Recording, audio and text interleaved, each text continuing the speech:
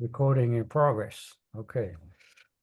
I offer my respectful obeisances unto the six Goswamis, namely Sri Sanatana Goswami, Sri Rupa Goswami, Sri Raghunath Bhatta Goswami, Sri Raghunath Das Goswami, Sri Jiva Goswami, Sri Gopal Bhatta Goswami, who are very expert in scrutinizing, studying all revealed scriptures with the aim of establishing eternal religious principle for the benefit of all human beings. And thus I honor all over the three worlds, and are worth taking shelter of, because I was all in the mood of the gopis, and are engaged in the transcendental loving service of Radha and Krishna. Nama Om Vishnu Vadaya Krishna Vistaya Bhutale Shivati Bhakti Vedanta Swaminate Namane. Namaste Saraswati Devi Gauravani Pachaline Nivasisha Shunyavadi Prashtatada Satanine. Jai Sri Krishna Chaitanya Prabhu Nityananda Shri Advaita Gadadhar Shiva Sari Gaura Bhaktavinda. Hare Krishna Krishna Krishna Hare Hare Hare Ram Ram Ram Hare Hare. Okay, right, so today we're starting chapter 12, and I'm quite enthusiastic today to try and cover a few chapters, perhaps 3, perhaps 4. Let's see how we get on. The chapters are generally relatively small, the last few chapters. But last week we did chapter 11, and I'll just go over, not bringing up slides, but just go over what we described, what we read, what we heard about. Servitorship, chapter 11, aspects of transcendental service. Yeah, remember the distinction we made there? What is considered to be servitorship to the Lord? Sometimes there's a misunderstanding that serving in one's position in Varna and Ashram, although it's pious, no doubt, but it's not considered by our acharyas to be one of the main angas of pure devotional service, as Shravanam, Kirtanam, Vishnu. So Rupa Goswami is making that distinction. Okay. Then devotional service in friendship, different aspects of that. Then we look, Maitri was one. Into 2 categories. The first is confidential servant of the Lord, and the other is a well-wisher. I think we brought up about Draupadi when she prayed to the Lord. Yeah.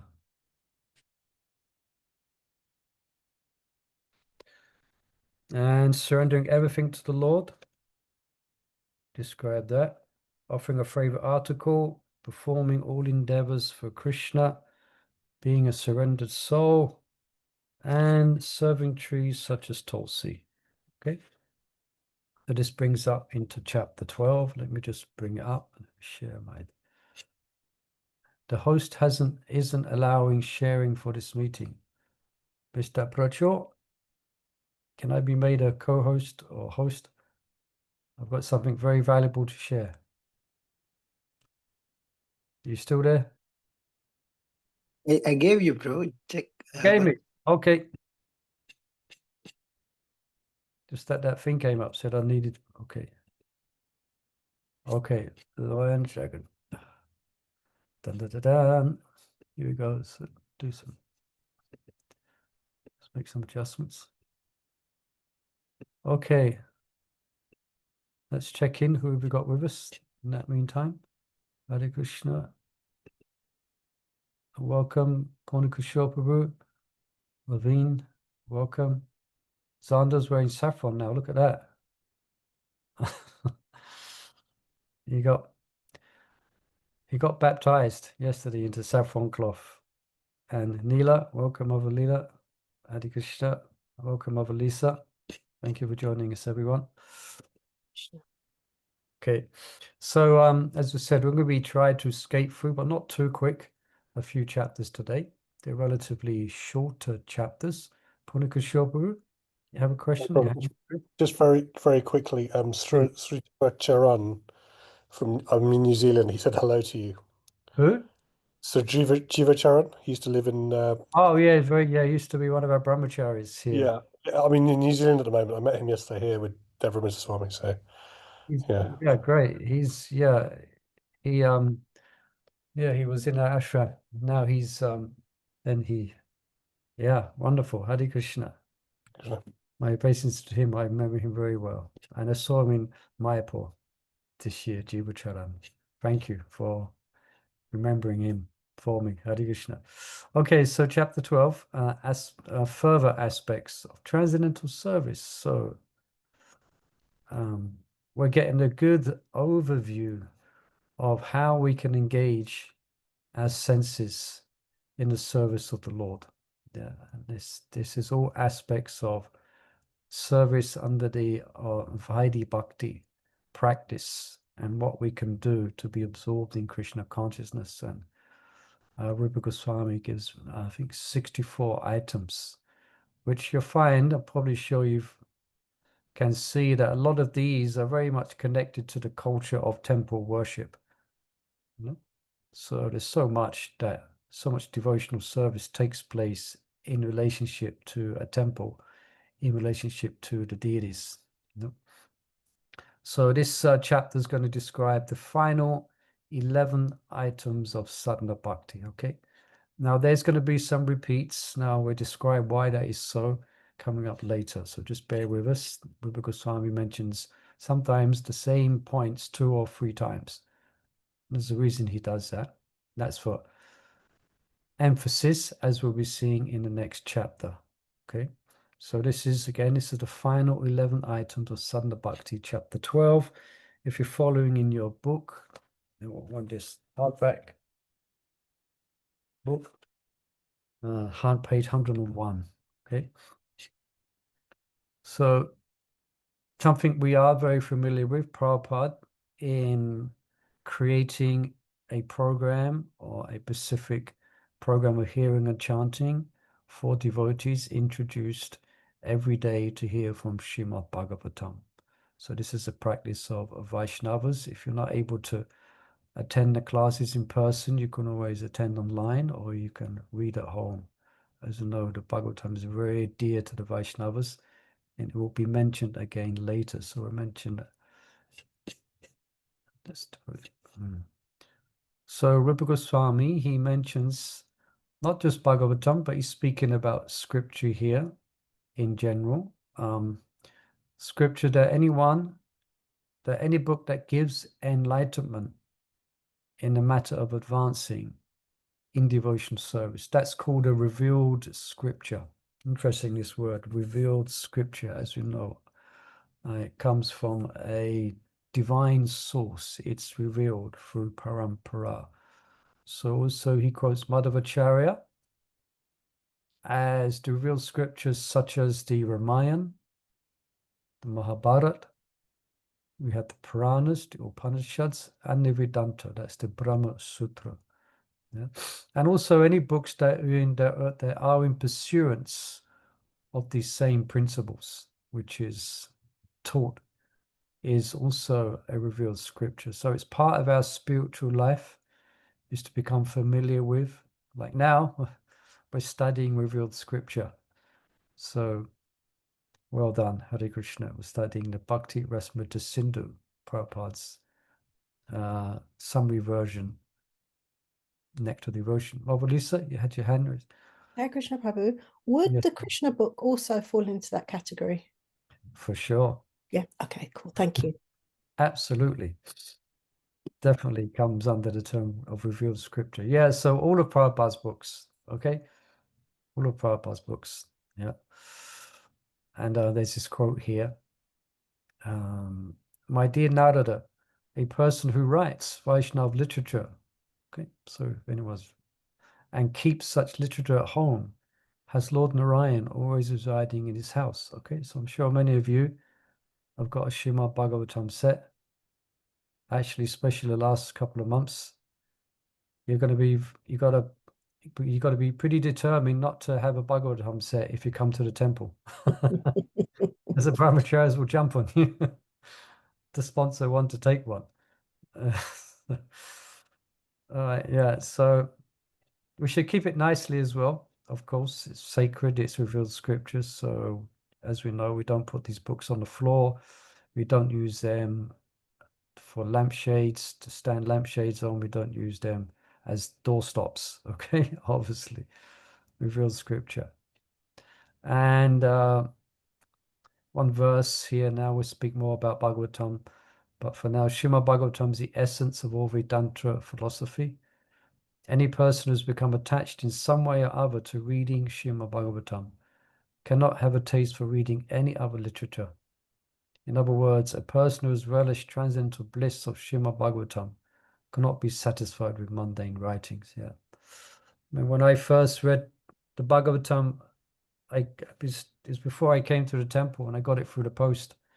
I ordered it from what was known as the BBL. You could order books, the Bhagavatam Book Library. And I read it, and it's exactly that. I couldn't read any other books on philosophy after that. I couldn't take it seriously. It was so authoritative.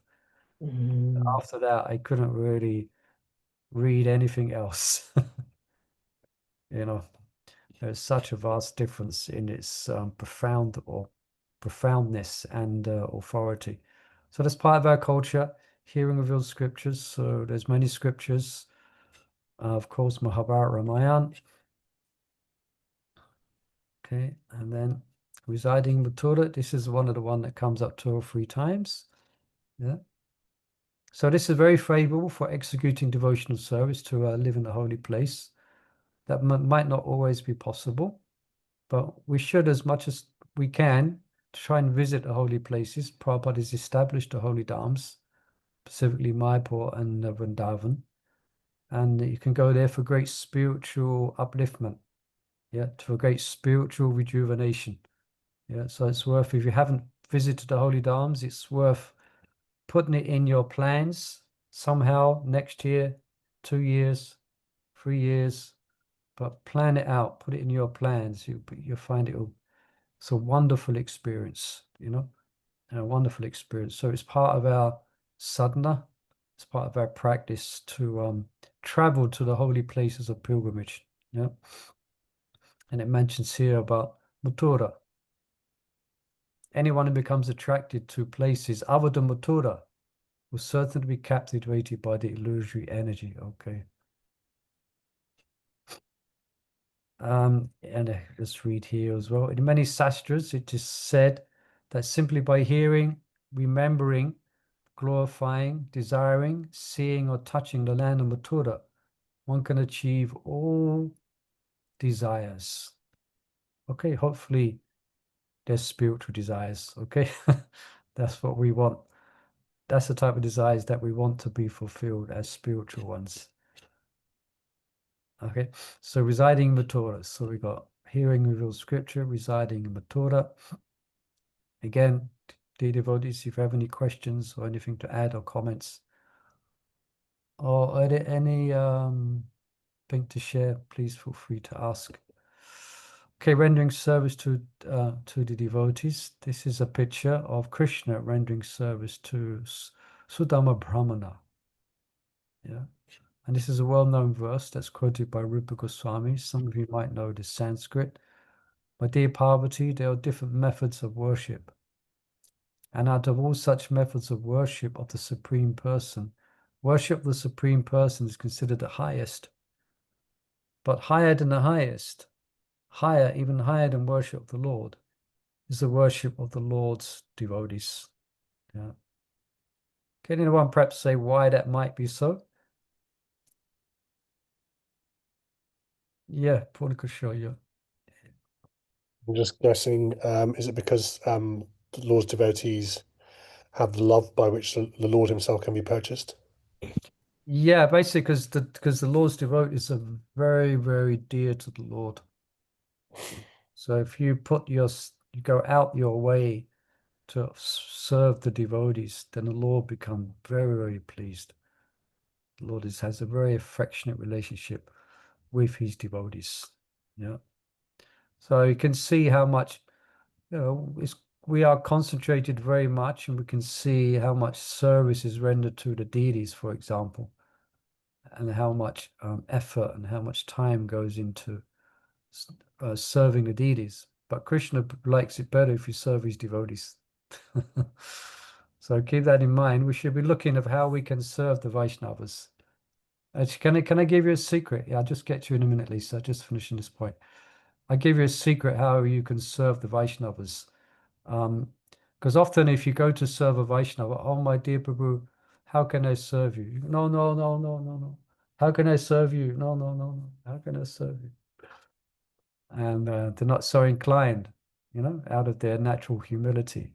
But a wonderful way you can serve devotees where they won't complain if you serve them, and they will give you orders as well. That's serve them prashadam. You serve prashad, they will call you, they will happily accept that service. I had the service many years ago of we used to take prashadam in a temple room.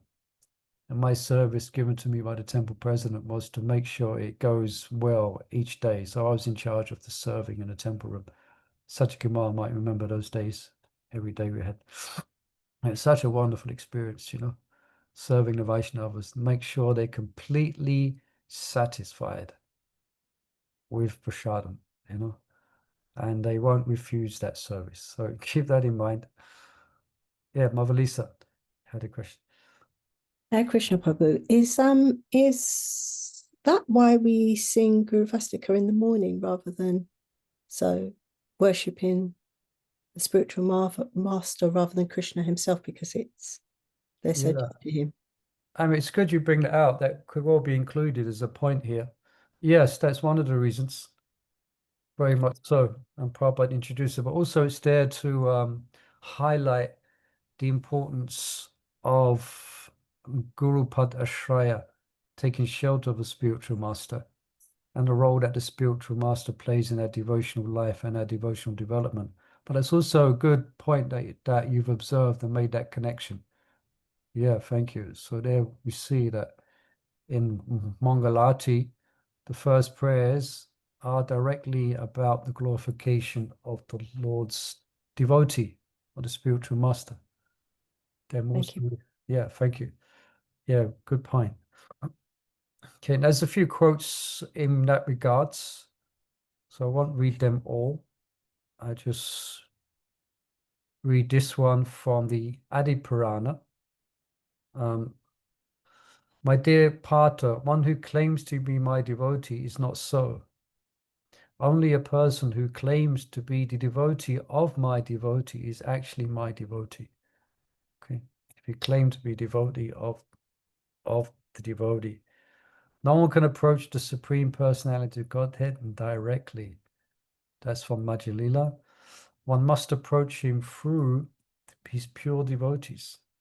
Therefore, in the system of Vaishnava activities, the first duty, as Mother Lisa is pointing out in the morning, first duty is to accept the devotee as spiritual master and then render service to him. Tat vidi panipatena. Yeah, Prabhu. Prabhu, I was just wondering in the same spirit, is it like, can we asking favors from devotees, then will it be wrong that we are actually supposed to serve and we should not be asking favors from devotees, like, can you help with this, and then will it be wrong No, I think you got juniors, you got peers, and you got seniors.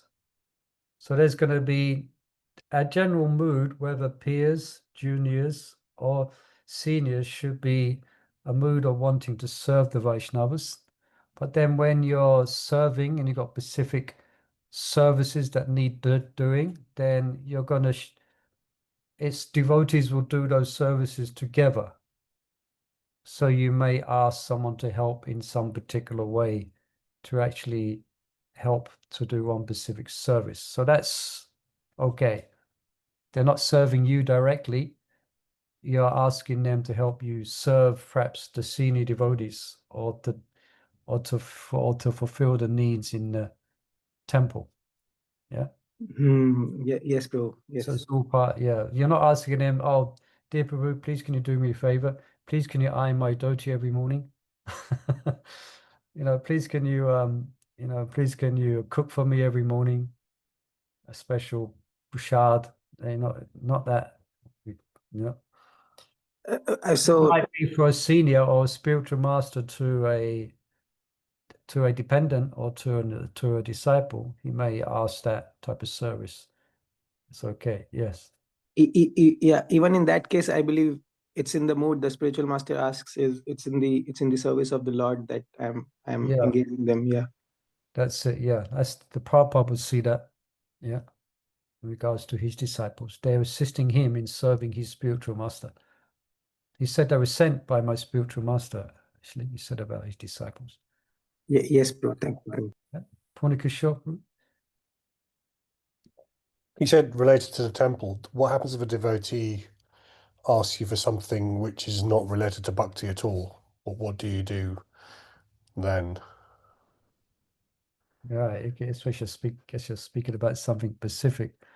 I mean, I had one devotee, when I was brahmachari, I was in charge of brahmachari ashram, and he spent time in a brahmachari ashram, and then he subsequently moved out of the brahmachari ashram. Then he came back. He came back sometime later, and he asked me for some money from the brahmachari float, and he wanted it because he was going to take out one girl. He was going to take one girl out, and he didn't have any money, so he thought perhaps. So of course, I didn't give him it, so that wouldn't be proper.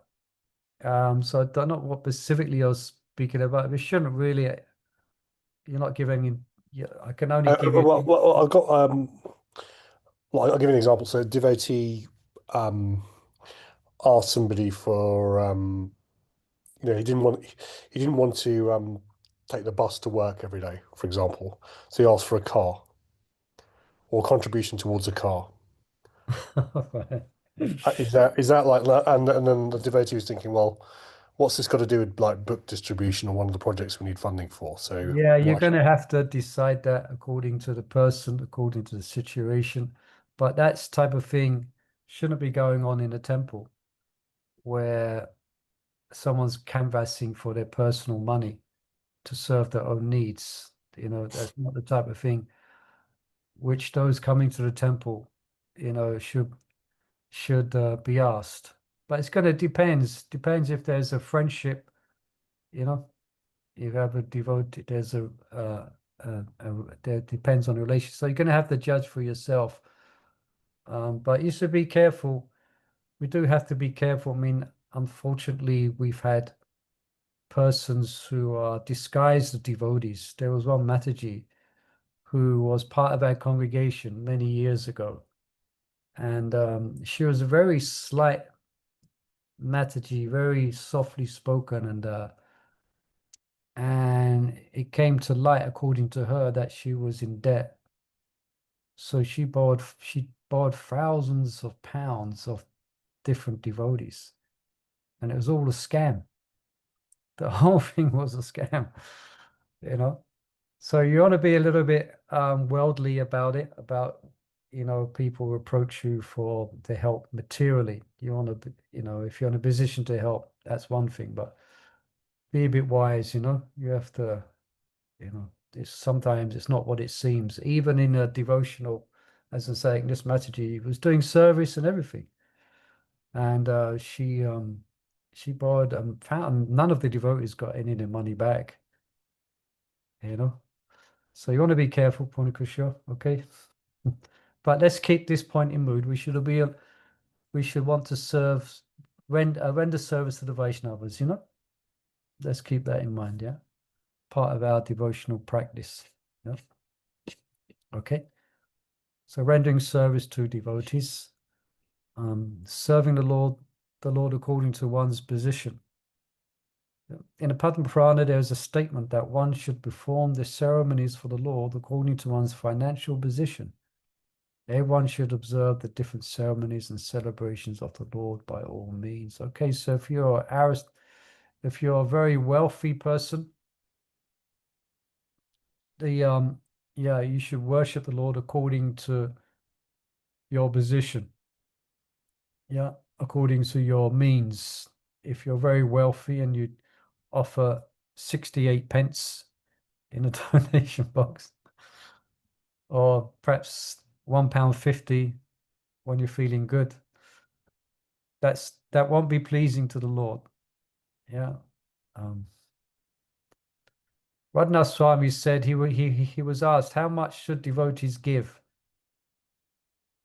in regards, and he said, you should give till it hurts a little bit. So keep that give, so it's a little bit, it's a little bit of a surrender, because you maintain yourself, your situation. You can take Sorry, that.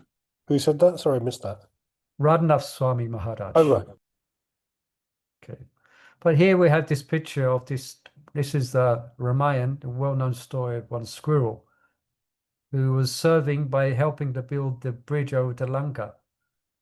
But he was only able to pick up little pebbles. I guess he was scribbling Ram on a little pebble when he was throwing it in. And of course, Hanuman is bounding along with great big mountains. And he kind of makes light of this squirrel's efforts and telling him to stand aside, stand aside. And then Lord Ram brought to his attention that actually this squirrel is working to his capacity. So his service is as dear to me as your service.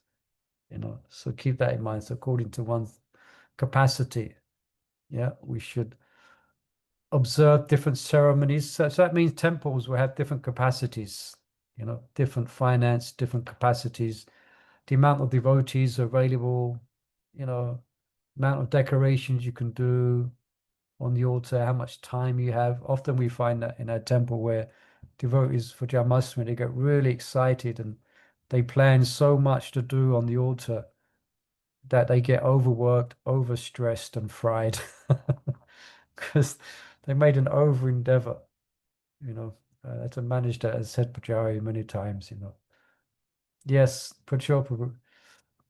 So with respect to the point of giving as per one's capacity, Yeah. I believe that if there is one more point that Prabhupada has said time and 50%. again about 50%, and Yes. then there are many views with different devotees given that.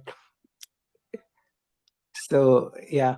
Yeah. So Prabhupada said, sorry, Pujari, I cut you off. Go on, complete. Yeah, if you can, yeah, reconcile that. Yeah, that's not, you'll find that quote many, many times. 50%, So there's one perspective to look at this, is that everything belongs to Krishna, actually. So he's very kind in letting you keep 50% of what actually belongs to him. That's one way of looking at it. Another way of looking at it is that's the ideal. If you're able to do that, that is the ideal. If not, give something. Give 10%. I think in Christianity they call it tithing. There are some devotees who do give 50% and they live very, very simply. There are some devotees who do that. But if you're not able to do that, don't worry. Could give according to your means. So you can apply that accordingly. Yeah, look, we find practically speaking, so Prabhupada has said it, and it's in Prabhupada's books, it's very difficult for many who are living in the world today to give 50% of their income. Practically speaking, it's very, very difficult. So it's not an absolute requirement that Prabhupada insisted in one sense, but if you can, that's the idea, because the idea is that Krishna will make things up for you. So the idea is that your life is complete sacrifice for Krishna. Even if you're living in the Grihastha ashram, you are earning to serve the Lord. So, but practically speaking, very devotees find it very, very difficult to come up to that because of various reasons. So as much as I can say on that. Yes, Prabhu. So Yeah.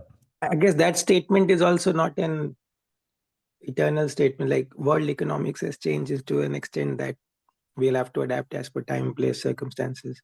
It seems to be. I know my Guru Maharaj, for example, he asked disciples who are earning to at least give 10% to the mission, you know. So that's from his practical experience as being a spiritual master, and that's how he, you know, he asks that of disciples, you know. But he has some disciples who do give 50% as well. Nagesh Sharma Prabhu? Oh no, he's entering the waiting room. Okay, come on in. Hare Krishna. Purnakusha Prabhu. Isn't the other side of that coin more important, that you're not spending money on sense gratification? That's so you can find out, you Yeah. can find where your risk of sense gratification is, that you might sort of go and misspend your funds, and the idea is to basically cut down on the sense gratification as well. It's the other side of the coin. Yeah, that's a good point, Purnakusha. Yeah. It's also a point of renunciation. So even the grihastas are supposed to lead a renounced life, you know, going towards, you know, complete detachment from everything in the material world. So yeah, so good point, Purnakusha. So it means, yeah, less for the self and more for Krishna.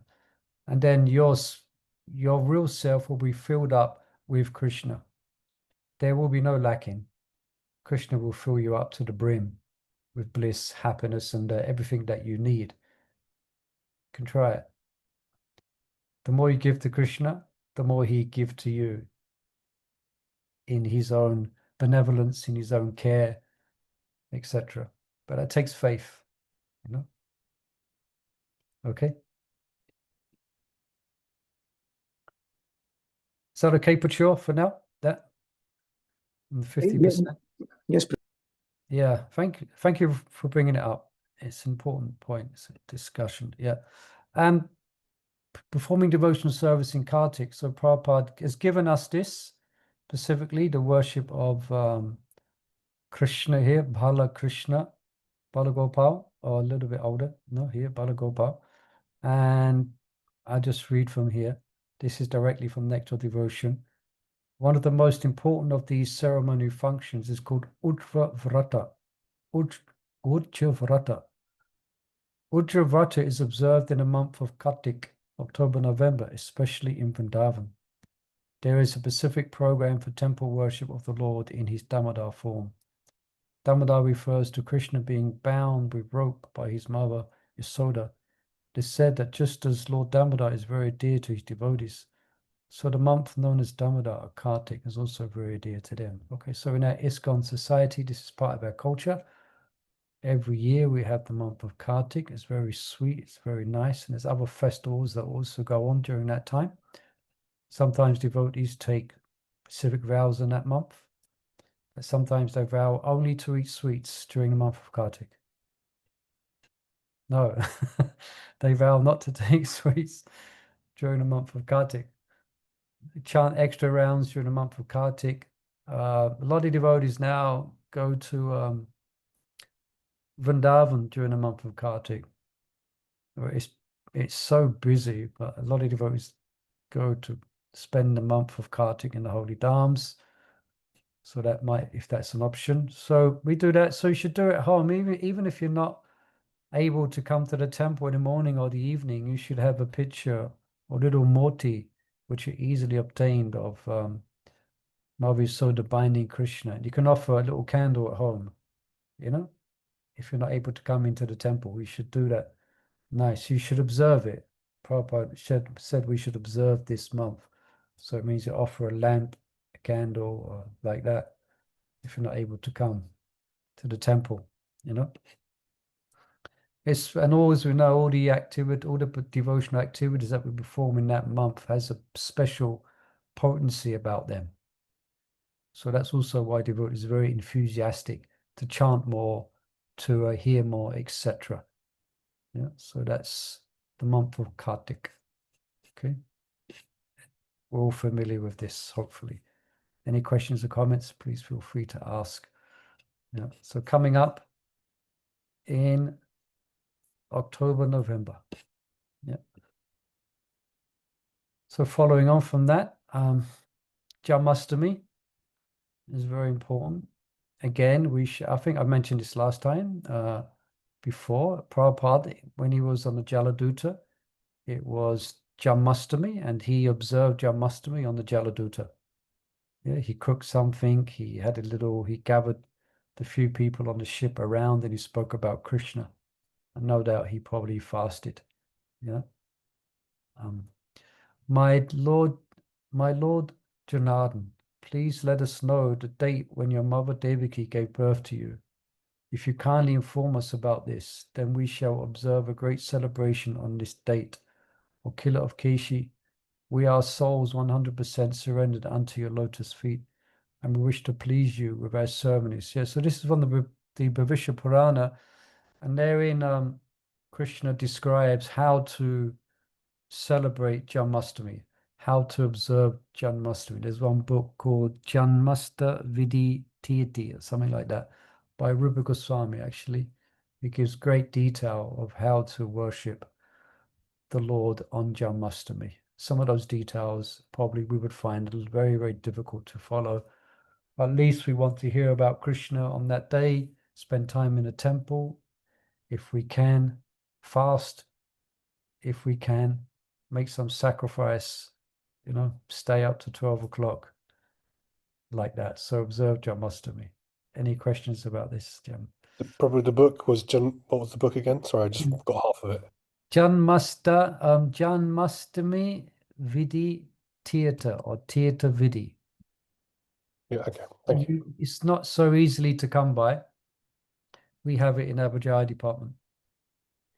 Basically, it consists of you do the different samskaras, the hair cutting ceremony and all the different samskaras, then you do that for Krishna. It's all done. They do it in Mayapur. The first greens they offer, and you have to build a separate altar and the whole. It's more for temples, actually, in that book. It's more for temples. Yeah. Okay, Janmastami. Followed by, after Janmastami, is Srila Prabhupada's Vyas Puja. Hare Krishna. Now, this is interesting here, and I looked before we opened up today. What you'll see here, this Rupa Goswami says, this one, serving the deity with great devotion.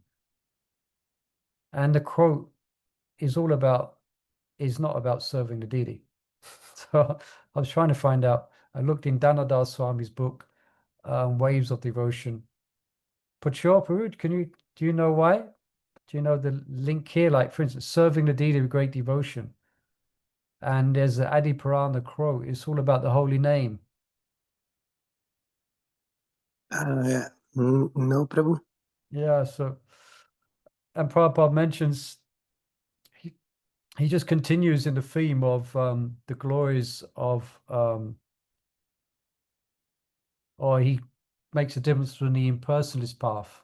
I just read here. The impersonalist devotees desire to merge into the spiritual existence, to end their individual existence.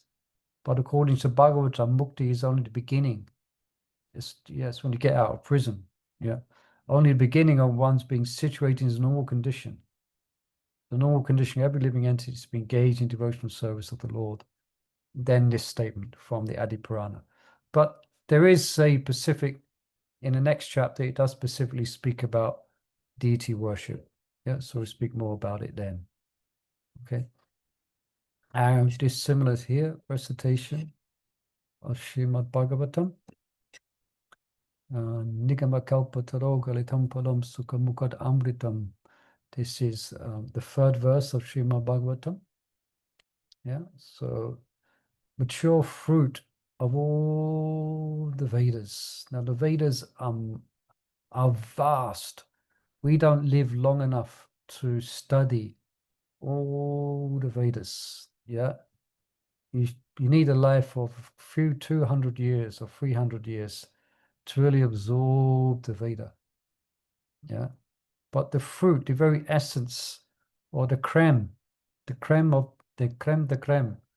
all the Vedic scriptures is what was written by Vyasadeva in his maturity after compiling, after a lifetime of compiling Veda, then in his maturity, he wrote Srimad Bhagavatam as advised to him by Narada Muni. He went into a Bhakti Yoga Samadhi of Prema Samadhi, and he saw Krishna, and he then was inspired to write Srimad Bhagavatam.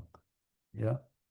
So it's the ripened fruit of all the Vedic literatures, you know.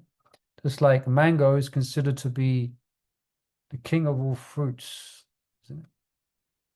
In India, in Mayapur, there's hundreds of mango trees everywhere. And I always lament because every time in Mayapur, it's not mango season. It's just, you can see all the mango, you can see it. It's now is mango. I think now is mango season in India. Anyone know? Or is it gone? Mango season? Yes, bro, it's going to end soon. End soon, yeah. So it's very, yeah, so the mango tree is very valuable because it produced the king of all fruits. That's the mango. Yeah. So the greatest gift of that tree is the mango. So the greatest gift of the Vedas is the Srimad Bhagavatam. Yeah. And also it becomes more nectar when it's recited by a Rasika devotee. It becomes more attractive, even though it's already attractive. This is what this verse says. Yeah. Just like, for example, we all like to read the Ramayana, isn't it? I do when I get time. But I like Ramayana. But you like to read it.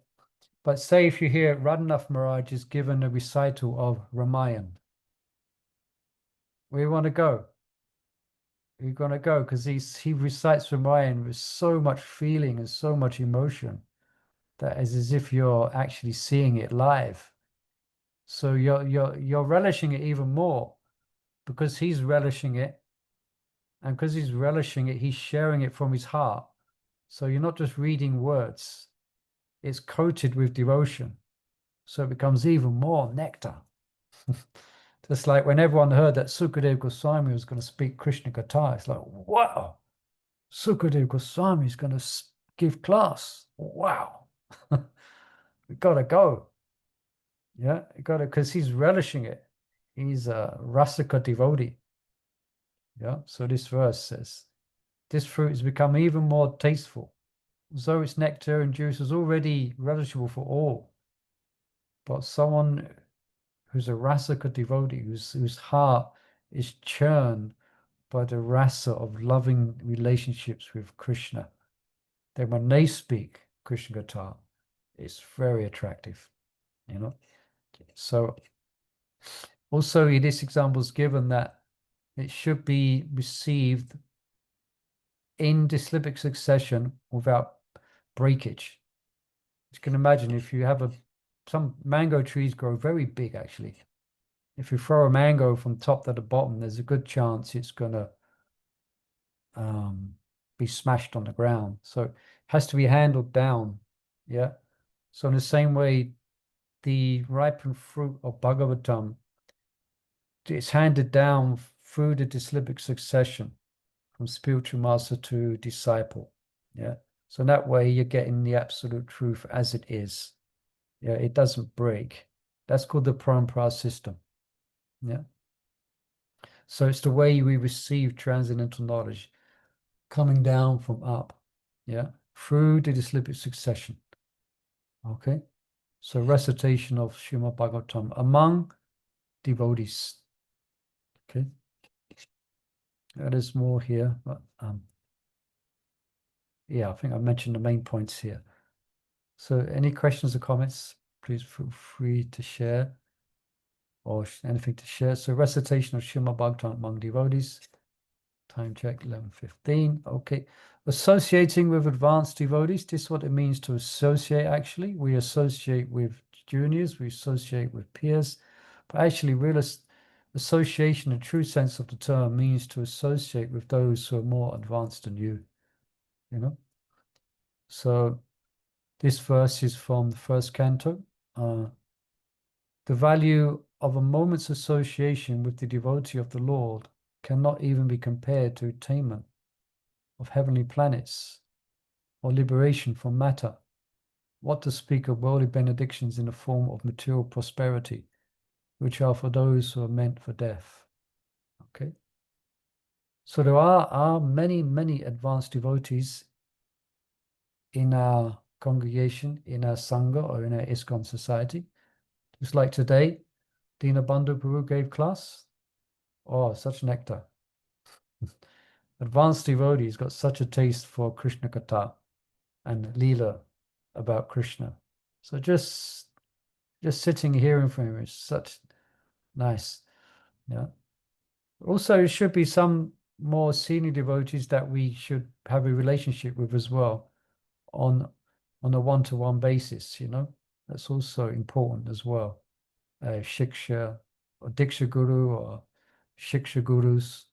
For those who are a bit more experienced than you, have been following the path for longer than you and are more advanced, you know, then we want to associate with them. So this is Rupa Goswami is explaining this as part of our devotional practice, and therefore our devotional development is associated with advanced devotees.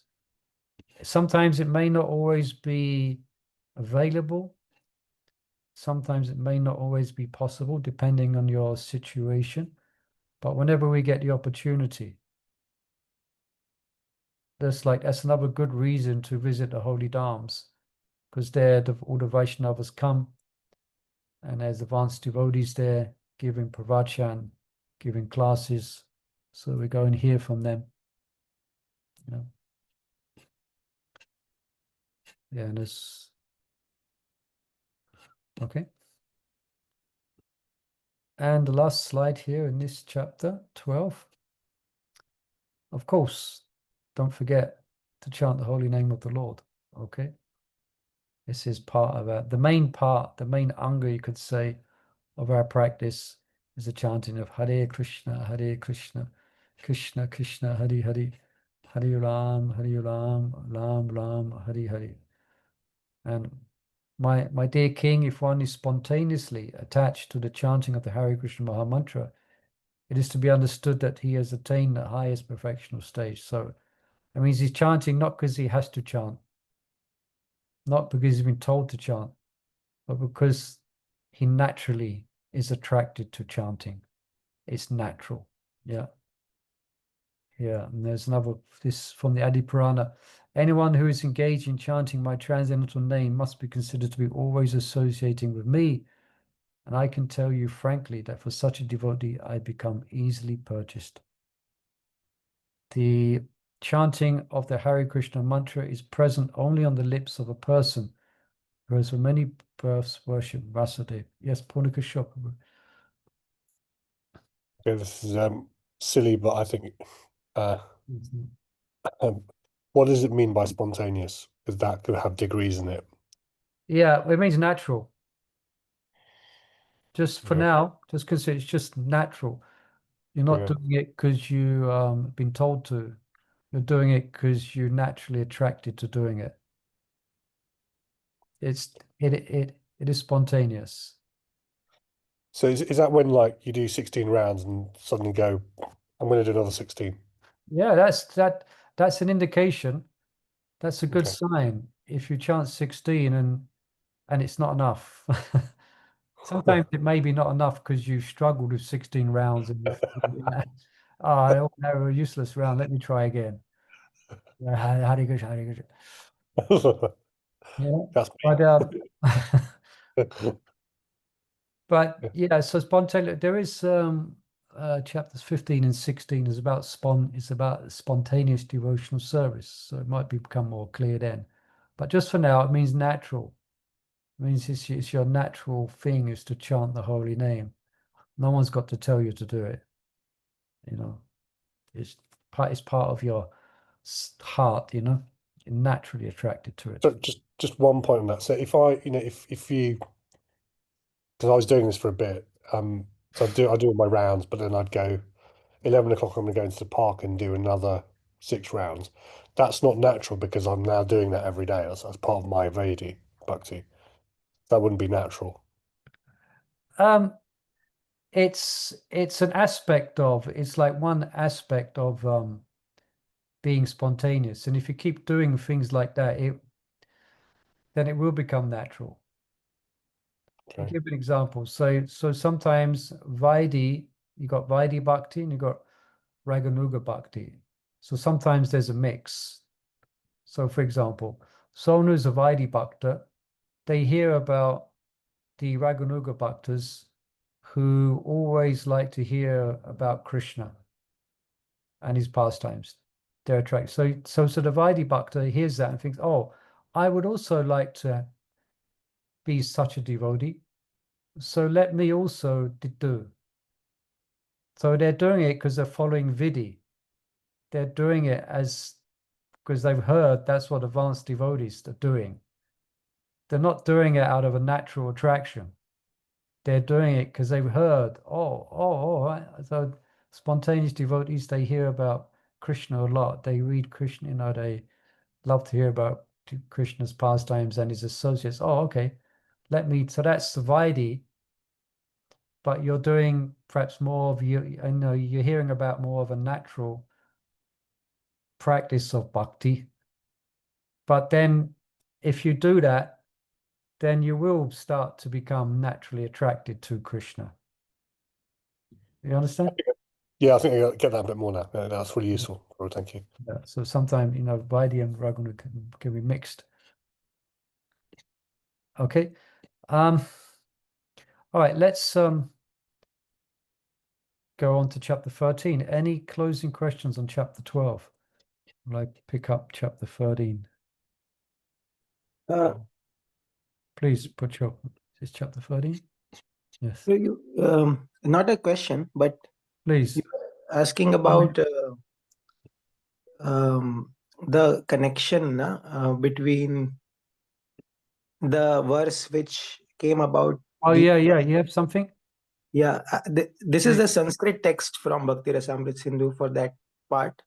I kept on the chat. I think. Okay, let me look. Chat.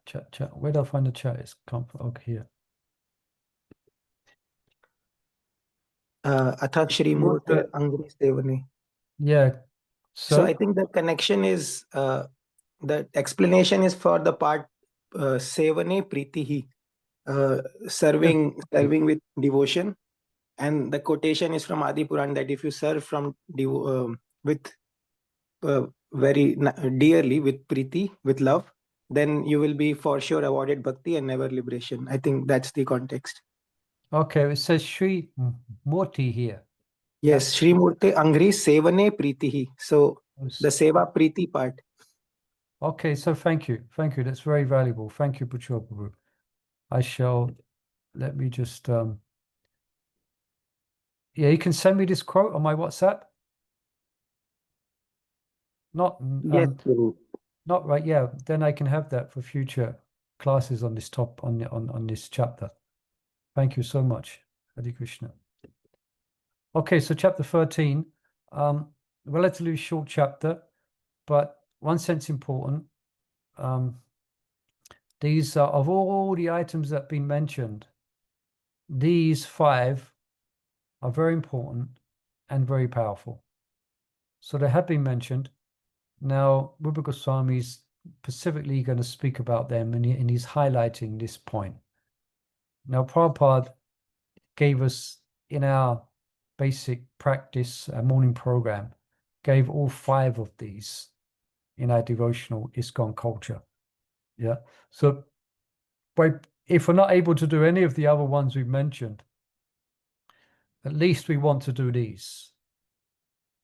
And if we can't do all of these, which one do you think is the most important? Which one can we never afford to not do?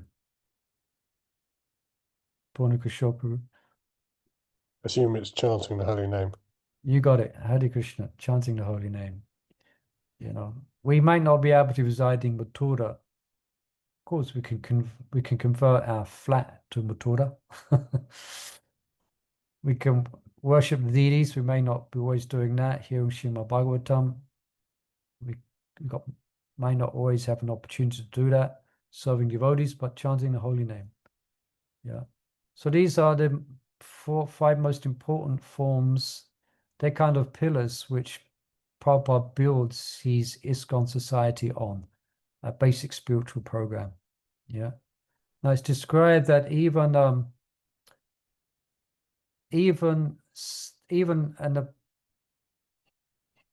without faith, if someone doesn't know or hasn't practiced spiritual life or hasn't developed Shraddha, just by coming in contact with these 5, because they're so powerful, it can arouse loving sentiments for Krishna or bhava.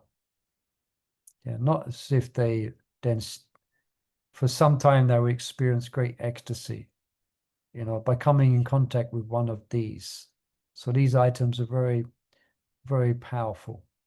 Yeah. For instance, someone may, by chance, go to India.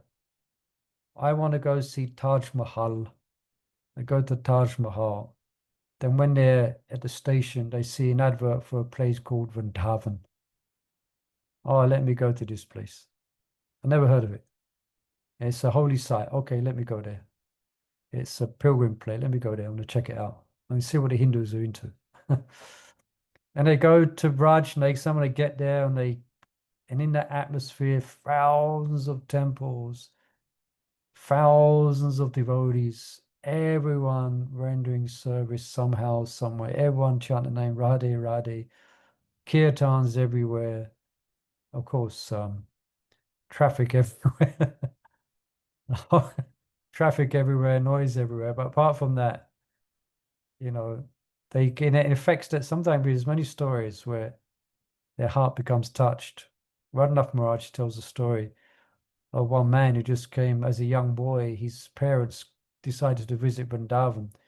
He was about 11 or 12 years old. And the young boy was so affected, he refused to go back. And he stayed there for the rest of his life and became a well-known sadhu in Vrindavan. So sometimes you might see, sometimes there's a great festival, like we have a Rath Yatra festival. And I've seen it more than once where the member of the public becomes overwhelmed and they have tears in their eyes. They're feeling this affection and they don't know why or how or what. It's very powerful. Someone may see a Harinam. Yeah. So it says even a person, it's actually, the quote is, an offenseless person without faith. So if someone is innocently comes across one of these 5 items, then they can have a transcendental experience, which can often change their lives if they follow the experience through. Yeah. So we'll just go through them quickly. And yes. Someone like to read this very nice verse here?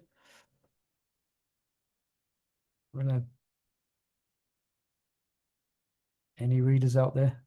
Can read it, Prabhu.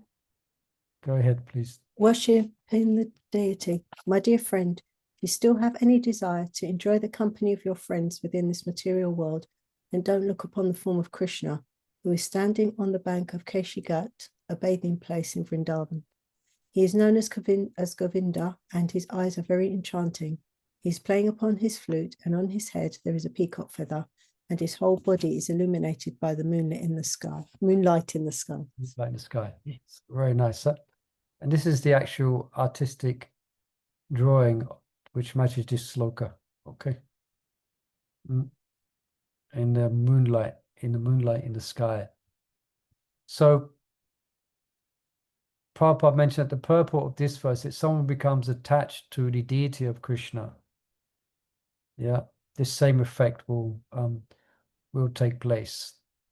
Yeah, by worshipping at home, or even worshipping at home. Yeah, he will forget his relationships with so-called love and society. So then Prabhupada says, thus it is a duty of every householder to install deities of the Lord at home and begin the process of worshipping along with all his family members. This will save everyone from unwanted activities like going to clubs, cinemas, dancing parties, smoking, Netflix, what's it called? Netflix? No, it doesn't say that here. Smoking, drinking, etc. All such nonsense will be forgotten if one stresses the worship of the deities at home. So Prabhupada here is given a general instruction here for persons. Yeah.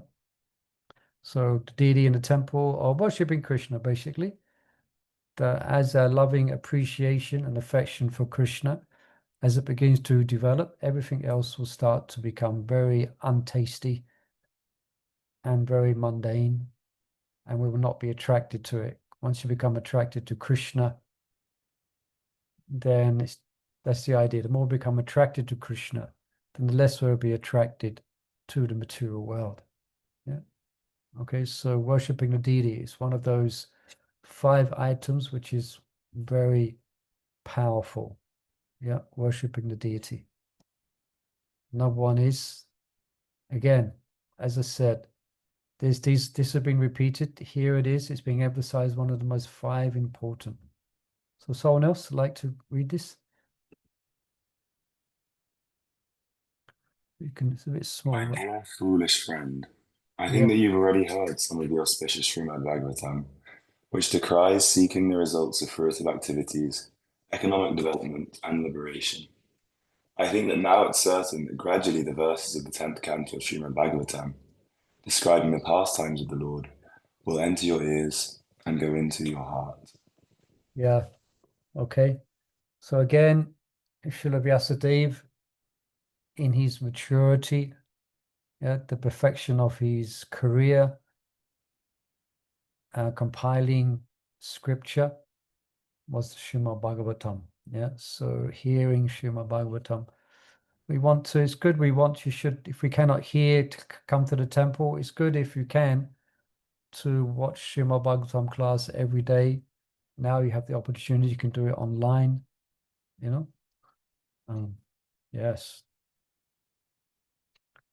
Kantaraj Srimad Bhagavatam ki jai. Yeah. Bhagavatam's nice. I've sometimes I read other scriptures. One time I was reading the Mahabharata, not the Mahabharata by Krishna Dharma, but that's just an abridged Mahabharata. The Mahabharata itself is massive, and there's one which is online. You can easily get. It's by one Ganguly. It's written in the language is a bit old agey language. It was written at the end of the beginning of the 19th century into English, and I read parts of that for my studies for different reasons, and sometimes it goes on, with all due respect, it goes on, so much is there, on. Like there's one part where the Pandavas meet, the Pandavas go on different places of pilgrimage. It like took me a week to get through all the different places of pilgrimage. There's all different descriptions of all duties of kings in there. Rajaniti, what a king should do and what a king should not do, and what in this merge goes. And there's no mention about Krishna. Eventually, Krishna's there, but he's not a focus.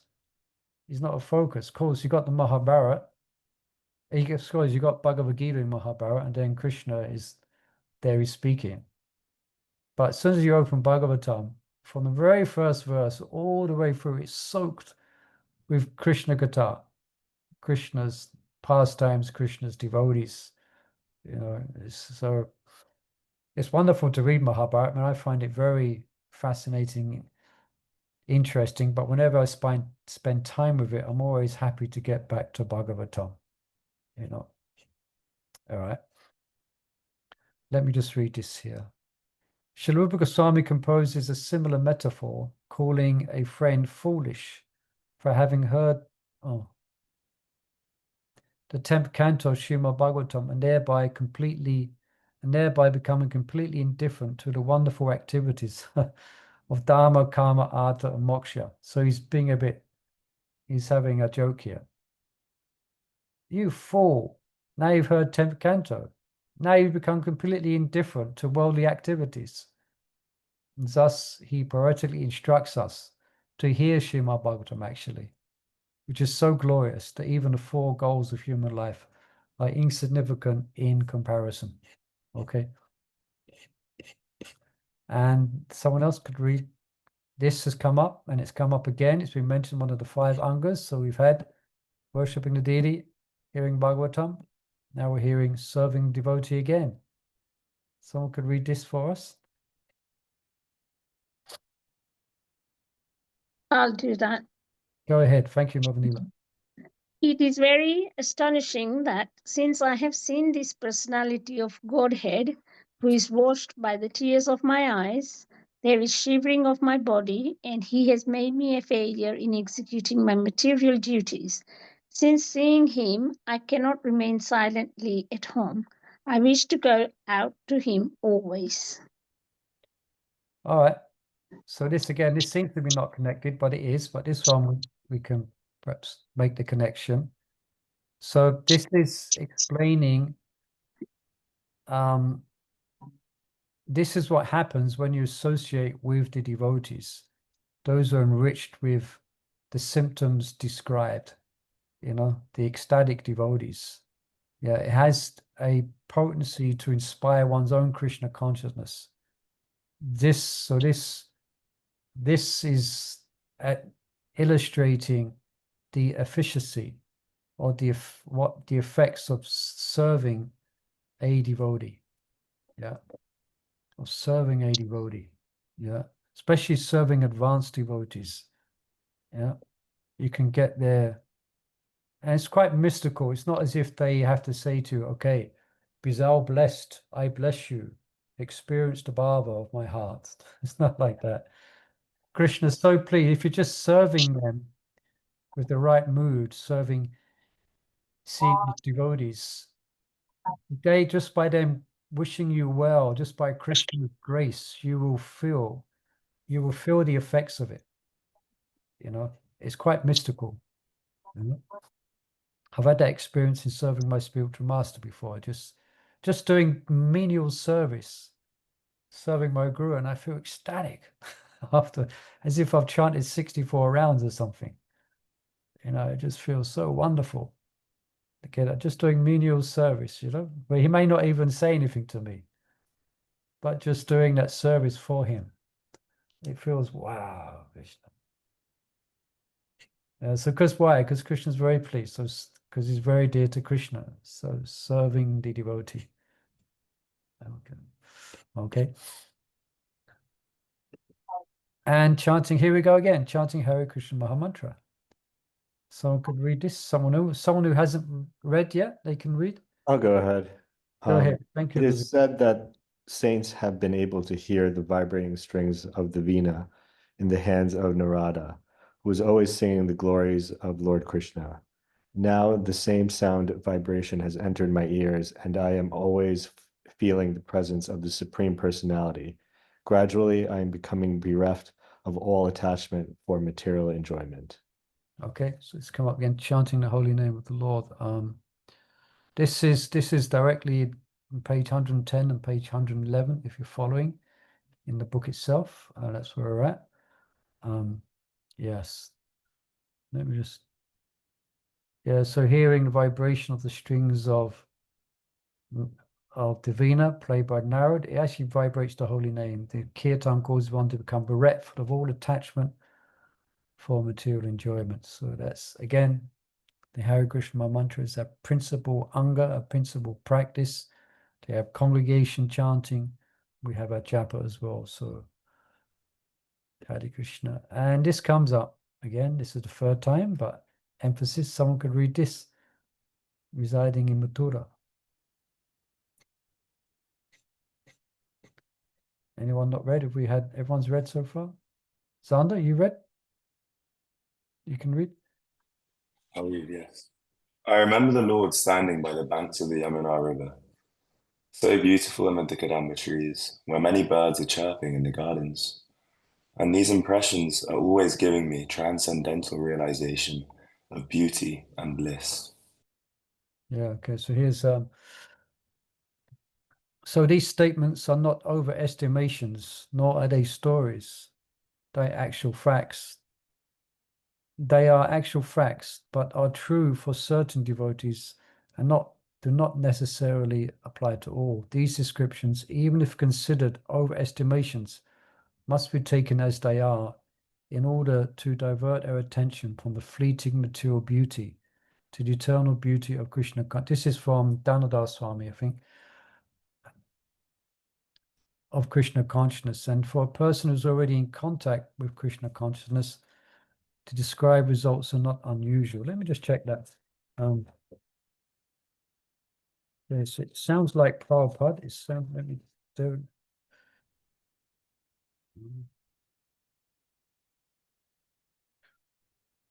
No, this is Prabhupada directly. Yeah, this is Prabhupada. I thought that sounded like Prabhupada. Yes, this is Prabhupada directly.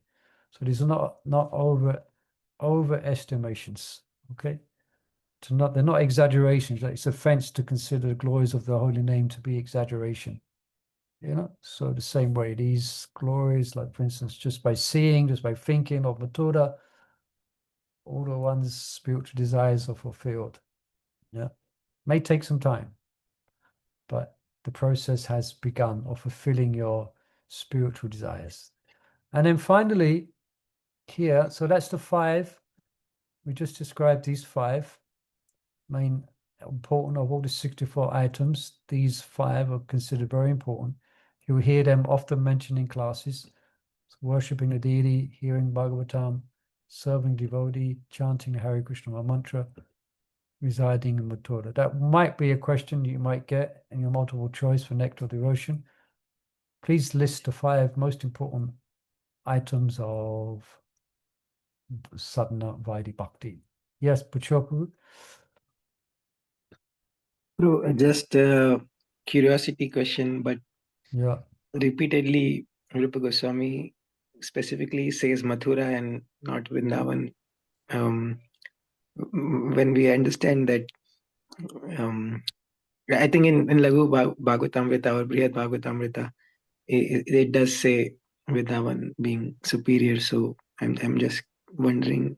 Yeah, as far as I understood, it's the Vrindavan is in Mathura, isn't it? In the Mathura greater district. Okay. Yeah, so that whole, yeah, what to speak of Vrindavan. So Vrindavan's included there, the district of Mathura. Is that okay? Yes, bro. Yeah. So so just here to come the last slide on chapter 13. So I think we have mentioned this before, but in a different angle. But here it comes up again. I think I mentioned at the beginning of the class actually. Some people argue that by following Varna and Ashram, one can gradually rise to the perfection of devotional service. Yeah. So Lord Chaitanya doesn't agree. That some Vaishnavas, they follow that edit, or that's their sadhana, that's their focus, is be pious and follow Varna and Ashram. But there's interesting conversation in Chaitanya Charitamrita called the Ramanath Samvat, or the conversations, sure a lot of you know of it, between Lord Chaitanya and Ramananda Roy. So he asked Ramananda Roy various questions about the perfection of life. So this was one of the first statements that Ramananda Roy made. So here, Lord Chaitanya he rejects the importance of Varnashram Dham. When it was put forward by Ramananda Roy. Meaning it was external. Okay, it plays its role. It may play its role in one context, but actually it is external. It's there to facilitate bhakti but bhakti is not dependent upon it if bhakti is there. Yeah, so Lord Chaitanya said that advancement in Vana and Ashram, that's external. So there's a higher principle. Yeah, so the higher principles that one should give up Sava Dhamam Bhajya. Yeah, one should give up all other principles and simply take to Krishna consciousness. That will help one achieving the highest perfection. Yeah, and then he goes further and he comes to quite an esoterical conclusion of what is the actual perfection. Yeah. Yes, Purnakusha. I think in Bhagavad Gita, chapter 18, it says that Davanas and ashrams are basically designed for those of a particular type of mode in the gunas. So that then they're to sort of get you out of those, reduce the effect of the gunas. In chapter 18, I think it's verse 41 or something. Yeah, basically, yeah. We all have a particular nature which is born of and comes from the free modes of material nature. So better we get ourselves situated in a position which is natural for us. And that will make it easier for us, conditioned souls, to peacefully practice devotional service. Yeah. So here's a quote. This is from 9th canto, 12th, no, the 11th canto of this, yeah. And here it is here, it's on the screen, sorry. One should execute the prescribed duties of Vana and Ashram as long as one is not developed spontaneous attachment for hearing about my pastimes and activities. So it's quite important for us conditioned souls to be situated naturally. Yeah. To be situated in a natural position where we can peacefully and happily give ourselves to the process of hearing and chanting. But for someone who already has a spontaneous attachment, it may not be necessary, but they will generally follow in order to set the example. Yeah, so devotees may be ecstatic and transcendental actually, but they will want to set the example for others to follow. Yeah, that's mentioned in Bhagavad Gita as well. Krishna himself is obviously he's completely transcendental, but then he will act according to his situation in Vana and Ashram. Yeah, he didn't abandon that because everyone would follow my path. Yeah, as Bhagavad Gita describes that. So, in other words, prescribed forms of Vana and Ashram, they're ritualistic in one sense, from the ritualistic ceremonies of religion. They're intended for, to come to a minute point, for economic development, sense gratification, and salvation. That's what it's meant for. It's meant to provide you with what you need. There's a certain amount of gratification for you as an embodied soul. And ultimately, you'll be elevated. Yeah. Purnakusha. If I've got this right, I think the actual translation of this verse is it's a little bit clearer in the original translation rather than the summary of the translation. Yeah, I've just looked it up. 11:20:09, yeah? Yeah. I can read it out to you if you want. Yeah, please. So it says, as long as one is not satiated by fruitive activity, has not awakened his taste for devotional service by Shravanam, Kirtanam, Vishnu, one has to act according to the regulative principles of the Vedic injunctions. Yeah, can you just tell me the Sanskrit for it? Because I learned the verse and I just need to... Yep. It's Tavat karmani kurvita na nivarityata yavyata madgata sravana duva shada yavana chayati. Okay, I can't remember it. It's long fallen off the back of the track. So I have to revisit it again. But yeah, I mean, now it's interesting in our historical development of our ISKCON society. Prabhupada came to this conclusion for his devotees in general. After seeing so many accounts of so many leaders, so many devotees falling away from the principles of bhakti, his conclusion was, we need Varna and ashram. We need to get these guys situated naturally according to their conditioned, according to where they are in the modes of material nature. Then they can, so perhaps, as we know, as Prabhupada famously said, my only, or we didn't say regret, but he said, my work is only 50%. So 50, and that's a whole massive discussion in our ISKCON society, which we don't have time to really get into here. Yeah. Okay. Yeah. Now this is from Dhanada Swami. I read this. For example, marriage is certainly not one of the 64 items of devotional service. Okay. Good job it's not, because I've missed that one.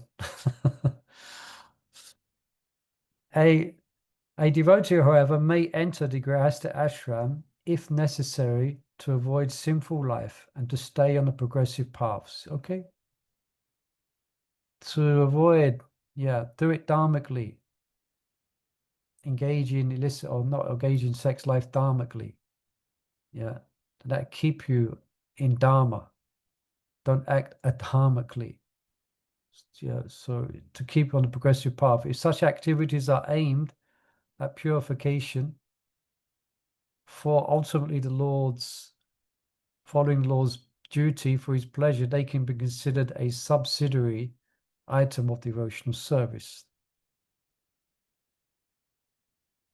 Okay? So one last point from Dhanodhar Swami. Without being aimed at eventual purification and unalloyed surrender. So if that's not your purpose, any aspect of varnashram, no aspect of varnashram can be considered an item of devotional service. So it may be considered an item of devotional service if the ultimate aim is your purification and to come to the point of unalloyed surrender. So then it's considered, it's helping you to achieve the purpose. So from that perspective, it can be seen as Devi Varnashram. It has a divine purpose. Devi, the divine purpose to elevate you, to give you a natural position where you can do bhakti comfortably for the rest of your life. You're not stressed out. Of course, the material world is a place of stress, so it's going to come anyway. All right. Any final questions or comments here? Otherwise, we can go into a few minutes before we break. Perhaps let's just break here, shall we? It might be convenient.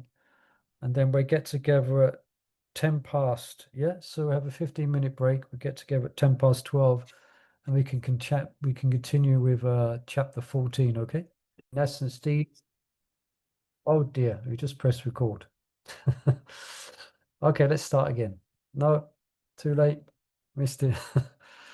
So these processes are not favorable for entering into the transcendental loving service of Lord. So we've got Jnana, Vairagya, Yoga. Again, remember the verse, Anya Bilasada Sanyam, Jnana Kamadi Anavritam Anukulyena Silanam Krishna Anukulyena. What's the next word? Anukulyena Krishna no. Anya Bilasada Sanyam, Jnana Anavritam Anukulyena Krishna Anushilanam Bhakti Ruchate. Bhakti. Yeah, thank you, Prabhu. Okay. Now, there's one other interesting point I'll bring up by Jiva Goswami. It's not mentioned. Prabhupada, I think he doesn't mention it exactly, but I thought it was interesting to bring out. So he asks a question, but how can a person enter into higher stages of bhakti without some force, without some intensity, without some assistance, in other words. Yeah. Because there's bhakti is the cause of entering bhakti. So bhakti alone are the cause of entering to higher stages of bhakti. Okay, so hang on there. So try and follow this. But he asked a hypothetical question. But bhakti will also become the cause of hardening the heart, since perfection can be reached only by effort, isn't it? We have to make some effort. Isn't that making a hard heart? So the answer is given. I'll just read this here. This bhakti is by nature extremely tender, because it consists solely of thinking of the Lord's sweet form, qualities, and pastimes. Therefore, the conclusion is that bhakti should be performed with a desire to make the heart melt in relationship to the Lord. Yeah. And then Srila Prabhupada then quotes from, I was just reading this recently, the prayers of Prahlad Maharaj. So he therefore describes in glorifying devotion and bhakti, Prahlad says, such persons who are tasting bhakti, then they hardly bother with Vedic study. Instead, they engage themselves in practical devotional service. Doesn't mean we don't study the bhakti scriptures. That is that is bhakti, because it's all about Krishna. Yeah. But to study the Vedas, become a Vedavit and know of the Vedas, you know. Okay. Any questions about this? So we're clear. Jnana Vairagya may play a role, yeah, but it's not actually included in sadhana bhakti, but it may help to assist us. The essence of bhakti is to focus our mind on the Lord. Yeah, so it's not included. Rupa Goswami doesn't include it under Uttama Bhakti. And then we mentioned this, the test of advancement. We already read this verse. I read it again. My dear Oliver, for persons who are seriously engaged in my service, the cultivation of philosophical speculation and artificial renunciation are not very favorable. When a person becomes my devotee, he automatically attains the fruits of renunciation of material enjoyment, and he gets sufficient knowledge to understand the absolute truth. So remember, just in the beginning of our studies so anyone can practice bhakti. Even if you've got lots of material desires, you can take up the practices of bhakti. Yeah. But eventually, it's hoped that one's desires will transform in association of devotees to desires to please Krishna. Yeah. So there's anyone can take up bhakti. Yeah. Yes, Purnakashopa. Well, I'm not sure you're able to answer, but in your own journey, in your own bhakti journey, what could you see that showed that you were changing your view towards detachment from being a material form of detachment to a bhakti form of detachment? What changes did you see in yourself? Well, I didn't come from a background of practicing Jnana Yoga. I wasn't trying to be detached at all. Mhm. I was positively cultivating attachment to the objects of the senses, you know. And actually, when I first read the books, I was getting them through the post, and I read the Bhagavad Gita, and and when it came to I loved the books, I loved the philosophy. Then it came to the part where it said the lifestyle of a devotee. And it said, the 4 regulative principles. I thought, oh, great. There isn't anyone on the planet who's following these 4 regulative principles. I thought, oh, yeah, great philosophy, but this is for spacemen, Who's following this? And I thought, oh, God. But I was still attached to reading the books. I thought I would never take it up. But I still kept reading the books. And then I remember I got one magazine called Who Are They? Through the post. And it said pictures of devotees, and I kept looking at the pictures again and again and again. And I'd already concluded that it wasn't for me. because of the lifestyle.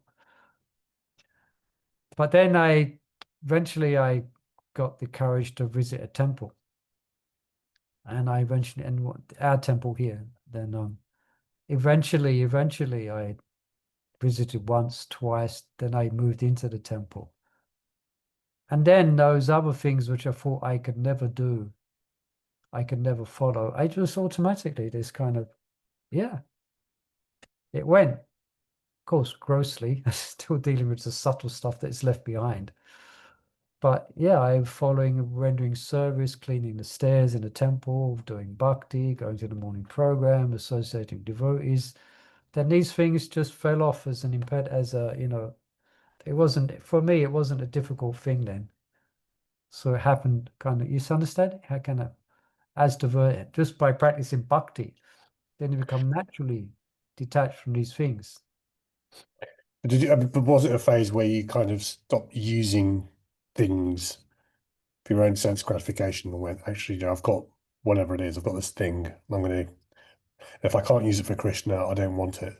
Did you start doing that? No, I mean, I didn't, once I read the books, it all happened very quickly for me, personally. It wasn't long after I read Bhagavad Gita. It didn't take much longer. I found myself in a temple. There wasn't a space of time where I was using my money or using things or trying to work out how to engage the thing. Right. I didn't think of that. I just, once I read the books, then after some time, I joined a temple. It wasn't long. It all happened very quickly from the time I came in contact. So I didn't get a chance to Yukta Vairagya. Yeah. I think I had a guitar and I started trying to play Hare Krishna with it. But that was about it, Hare Krishna. Okay, sorry about the cup of coffee here. I just this cup of coffee I came out percolator has nothing to do with the subject. It's just the default slide that you have to put a picture in. Okay. So Decaf. yeah, decaf. It's decaf coffee. Okay, let's also Rupa Goswami mentions here wealth and follows. That bhakti which is accompanied by dependence on wealth, follows and other objects cannot be considered as an anga of uttam bhakti, because it destroys the pure nature of that bhakti. It is situated far away from uttama bhakti. So another point to consider. See, Rupa Goswami is specifically explaining what is pure bhakti is. Pure bhakti is. Because a lot of people, there's so many misconceptions. So here may be one, one of the aspects may be, okay, devotion, devotion to God, he will supply everything. We will become rich by bhakti. What they call it in Christian churches, the what's it called? There's a certain word for it where prosperity gospel or prosperity. The whole reason for going to church is to become rich. What does it give you if you you give the church so and so, the Lord will fill your bank account with so much money. Prosperity gospel. Yeah. So anyway, here the spiritual master has to, if you're a spiritual master, specific instructions shouldn't be carried away by accumulation of wealth or large number of followers. Yeah. One should be very careful. Yeah. So that's mentioned here. It mustn't be because wealth may come, but it should all be used cent per cent in Krishna's service. Prabhupada said that many times, not one farthing should be spent on our sense gratification that's coming to us from our practices of bhakti. And he gives himself as an example. I've just read recently in the 7th canto, where he describes how he started the movement and how he was preaching, and any money that came, he would then print back to Godhead magazines. And any money, and since he came to the West, so much money came, but he used it to open up temples and to spread Krishna consciousness. So he never used anything for his own sense gratification. Yeah. Also mentions here if a spiritual master is not properly authorized. So interesting.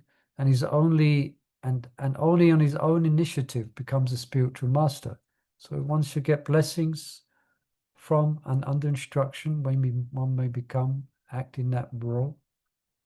And then if one is not authorized, then there's a chance to be carried away. So carried away means you get carried away from devotional practice because of the wealth and the large number of worship that comes. Yeah, Purnikashoku. Probably just a couple of points. So the language of this is weird. It says the bhakti which is accomplished by dependence on wealth.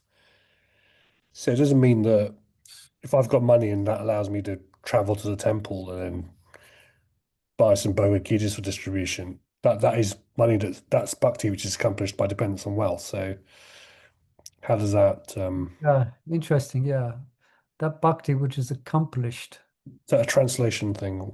I think it's a translation thing, actually. But sure, Prabhu, are you still with us? You can look up this verse 12259 if you have. Yes, Prabhu. I'll look. Then we'll come back to it. Yeah, is a bit of that bhakti which is accomplished. It means by dependence on wealth. And then it mentions a wealthy person may give a large donation to build a temple. So that's many times in India you will see that. Most temples are built like that. Some wealthy person will finance a temple. And sometimes they will think that all the devotion that's going on in that temple is actually, I'm getting the benefit of it. But no, you should not think that as a subsequent activity performed he should also engage in worship of the Lord. Yeah, so wealth and followers. Okay. That's okay. Yes. What is to be seen, Prabhu? The Sanskrit? Just what's the English translation that you have for this verse? Is it the same? Yeah. So what's the equivalent Sanskrit word for accomplished? What's the word for word?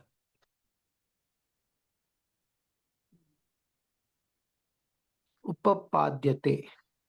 Upapadya. So what does that mean? What's the Yeah, utpadan means accumulate, no? Or? Accumulate, generate, accomplish. Yeah. That So bhakti which is accumulated or generated via dhana shishya, that is wealth and followers, is not to be considered uttama. yeah. So get the idea. Someone, proof of my bhakti is how much wealth I have, how much followers I have. No, that's not autumn bhakti, not a devotional mentality. Okay. Now just here, and here also, anyway. The basic rules of conduct. I saw in a Sanskrit dictionary, proved, demonstrated, or accomplished. Proved, okay. So proved, demonstrated. Okay, so is that a bit more clear? Purnika Shopan? I think yeah. So I think it means showing off You could say bhakti as wealth, showing off bhakti, the products of bhakti as wealth. I think that's yeah. Good point. I think that's in essence what we can say. Yeah, showing off one's followers, So rules of cleanliness and other actions appear automatically in those who are extremely dedicated to Krishna. Thus, they are not included as separate angas of bhakti. Prabhupada says in Bhagavad Gita that by cleanliness one can develop love of Krishna. Actually, quite a statement. Just by cleanliness. So cleanliness is next to godliness, but it's not given as a direct anga of bhakti.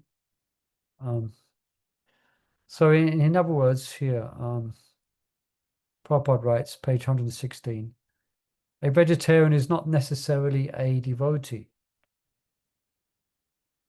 Nor is a non-violent person, but a devotee is automatically both vegetarian and non-violent. So again, the yama and niyama comes automatically in the life of a devotee. We must conclude, therefore, that vegetarianism or non-violence is not the cause of devotion. Okay, bhakti is the cause of devotion. Yeah, and Rupa Goswami gives this story of Murali the hunter. This is from, I think, Madhya Lila in a Chaitanya Charitamrita. I think we know the story. He was quite a vicious hunter. That I think I mentioned before, following him from his father, he had the tradition of not killing the animals outright, but to fire the arrows in such a way that the animal would die slowly. Yeah. So not firing the arrows into the vital regions, but into the regions where the animal would bleed to death. So quite horrific. So Narada Muni saw this scene of all these animals writhing in pain, and he came across his hunter. And to cut a long story short, he converted the hunter into a Hare Krishna devotee. Yeah, quite by his potency. And this is a picture of Narada Muni coming back later. Actually, interesting part of this story is that the hunter asks, how am I going to maintain myself? This is how I maintain myself. And so I maintain my family. So Narada tells him, you throw away your bow. Yeah, so he says, well, how am I going to make you say, you just throw away your bow and the Lord will maintain you. You know. So Prabhupada gives the example that we have to throw away our dependence upon material world and just depend upon Krishna. And it so happened because Murali the hunter was well known as being an evil hunter. He was well known because obviously some people would, buy animals from him, for their own eating purposes. So he's quite well known. So then when it became known that he became a great devotee, a great bhakta, everyone would come to see him. And so, of course, give him, as in India, they would give him rice, vegetables, everything, honoring him as a great bhakta. The same with the prostitute that Haridas Thakur converted. Yeah. So throw away your bow, okay? Depend upon Krishna completely. So then Narada Muni came back with Parvat Muni after some time, and Murali was ecstatic, and he came running, and as he would come running to pay obeisances, see this picture here? There's all ants, you see? So he's wiping away all the ants. He doesn't want to tread on one ant. When to think of his life before, now he doesn't want to kill one ant. So Parvat Muni then glorified, just see, just by your association. Narada Muni said, this is the potency of devotional service. So he didn't go on a course for non-violent communication. He didn't go on a course of how to, to become, a good person. No, he didn't do that. He just followed the activities of bhakti, worshipping, chanting the holy name, etc. And he became endowed with all great qualities. Yashasti bhakti bhavute kinchanai. Okay? So yama and niyama come automatically for a person engaged in the activities of bhakti. They're not separate angas of bhakti. Okay?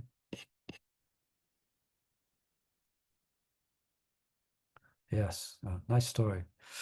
Murali the hunter. Find it in Madhya Lila. I think it's chapter 21.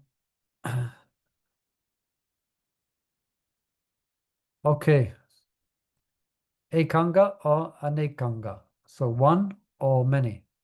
Yeah.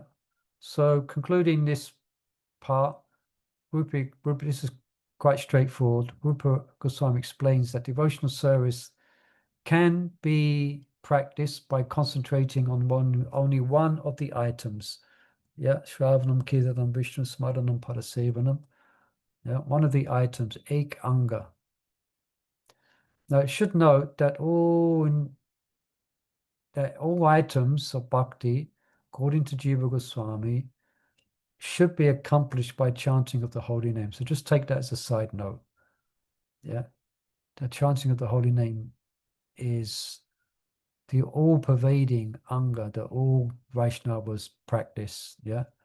But over and above that, one may just engage in one of the 9 kinds of devotional service, such as hearing, chanting, remembering, etc. And they can reach perfection. Yeah.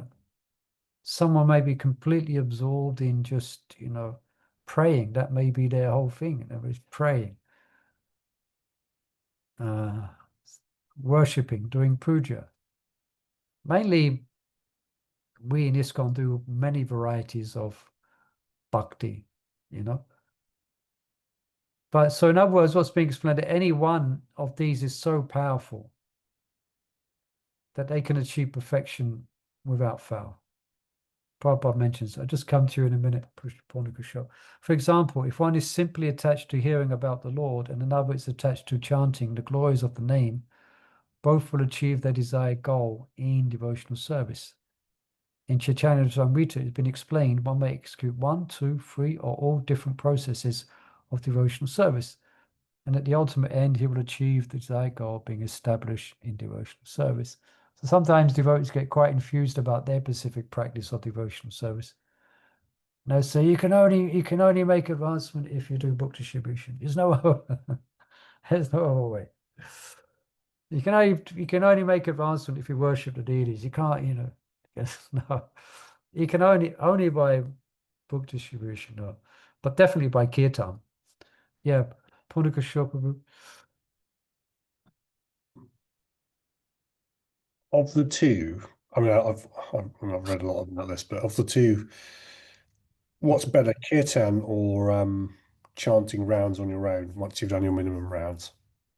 I'm And interested you asked that question because the devotee asked my godbrother is here at the moment, Leela Sukha, that question. I was very interested to hear the answer.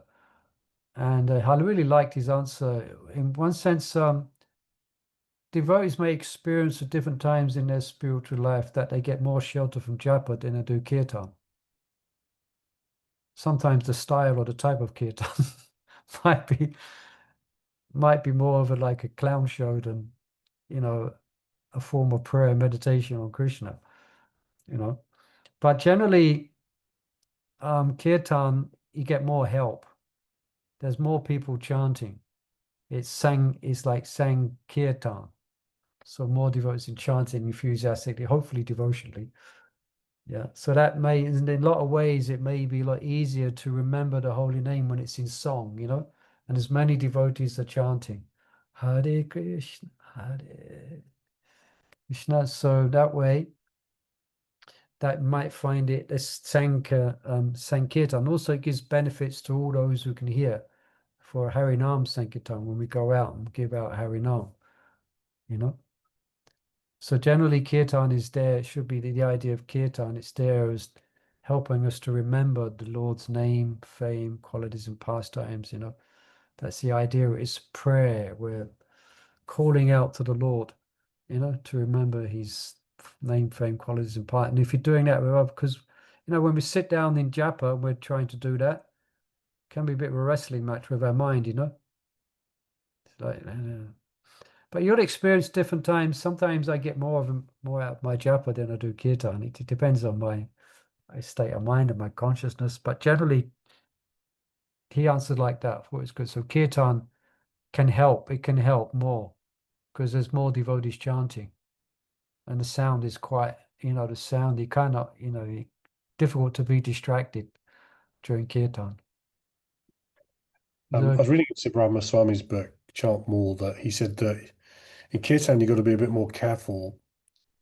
If when you chant on your own and you're listening to Holy Name, that's good. But in kirtan, you'll be careful you don't start listening to the music. You're actually focused on the mantra. It's very easy to get distracted by the music. Yeah, so that's the point to remember as well.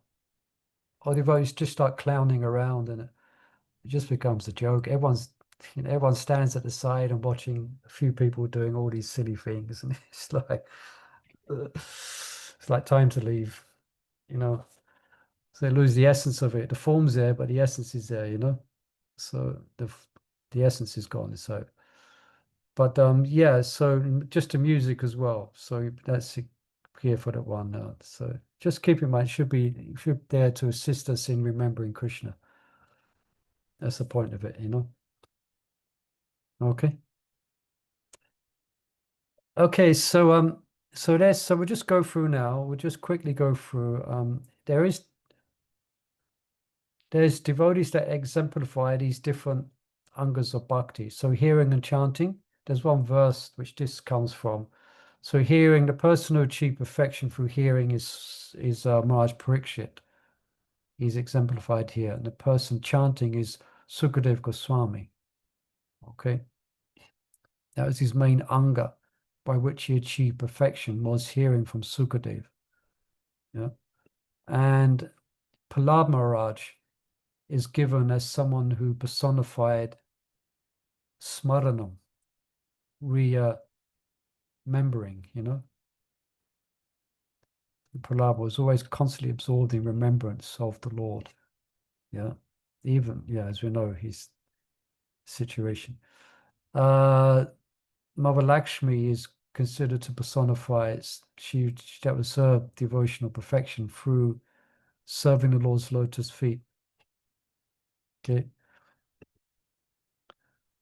Maharaj Prithu, he established great worship of the Lord in the temples, and that was his main anga, his main practice.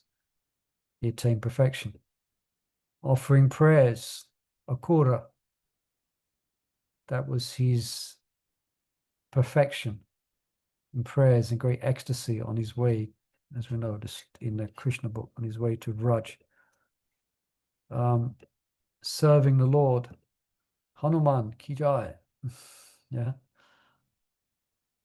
So Hanuman is personification of service to the Lord. Yeah. And Shakya, friendship, Arjuna. This was his perfection, is having Krishna, having such a friendly relationship with Krishna. And then we have Bali Maharaj, who gave everything, as we know the story. Mind, body, everything, all his possessions to all the three worlds, much to the agitation of Shuka Acharya. Yeah. Okay.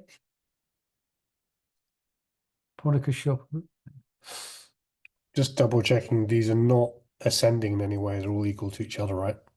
Yeah, that's it. One may practice one, but don't forget, as I mentioned, Jiva Goswami says that all of these, all of the items of archana should be accompanied by the chanting of the holy name in this age of Kali. Thank you. Okay, so what's the time? We have half an hour left. So now we're going to pull up. We're doing quite well today. I hope it's not too fast. We're going, as I said, the chapters are relatively short. So that kind of helps a little bit. So we're going to chapter 15. If I could bring the right one up. Okay, make some adjustments here.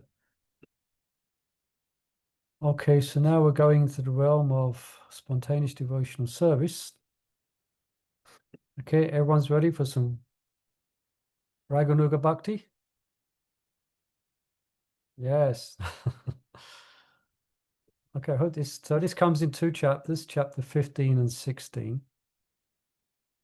So, so we're still, this is the second wave of the Eastern Ocean. So it deals with of sadhana bhakti. Okay. So Vaidhi, yeah, so bhakti has two divisions. Okay. You heard me mention these words. One is Vaidhi, when that's what has been basically described by Rupa Goswami, and Raganuga. So now he's introducing this. So there's two divisions of bhakti, Vaidhi and Raganuga. So chapters 2 to 14 have described Vaidhi bhakti, chapters 15 and 16 is going to describe Raganuga. Yeah. So now there's examples given of spontaneous devotees or spontaneous devotion service. We can see it quite clearly what it is. And here, this picture is quite unique because it has every rasa in it. Every rasa is here. Conjugal, there's the cows, there's the friendship, there's the parents, vatsalya, trees and everything. Yeah, so you can quite see it in the residents of Vrindavan who are in a relationship with Krishna. So that's called Raganuga, and we'll speak more on the word of Raganuga later, but for now it can easily be seen that's what it is, Raganuga. It is natural and it is spontaneous. Prabhupada says, these beings, quoting now directly from Nectar Devotion, these beings don't have to learn anything about devotional service. Yeah. The cowherd boys never did a Bhakti course. Yeah. The cowherd girls, yeah. They didn't even take initiation. They are already perfect in all regulative principles and have achieved a spontaneous loving. Sorry, moving a few things around here. Have achieved the spontaneous loving service of the Supreme Personality of Godhead. For example, the cowherd boys who are playing with Krishna do not have to learn by austerities or penances or yogic practice how to play with him. They have passed all tests of regulative principles in their previous lives, and as a result, they are now elevated to the position of direct association with Krishna and his dear friends. So these will be achieve perfection through sadhana, not nityasiddha. Okay, their spontaneous attitude is called Raganuga Bhakti. So just keep this in mind. Remember earlier on in our first classes, we read a section where Prabhupada said, if one likes to go to Mangaladi, if one likes thinking of ways to decorate the Lord, then that is Raganuga. Okay. Prabhupada was highlighting the natural inclination to serve Krishna as being what can be understood as Raganuga. But now the more complete definition is going to be given here. So in other words, just because you like to go to Mangaladi doesn't mean you are Raganuga Bhakta. Okay?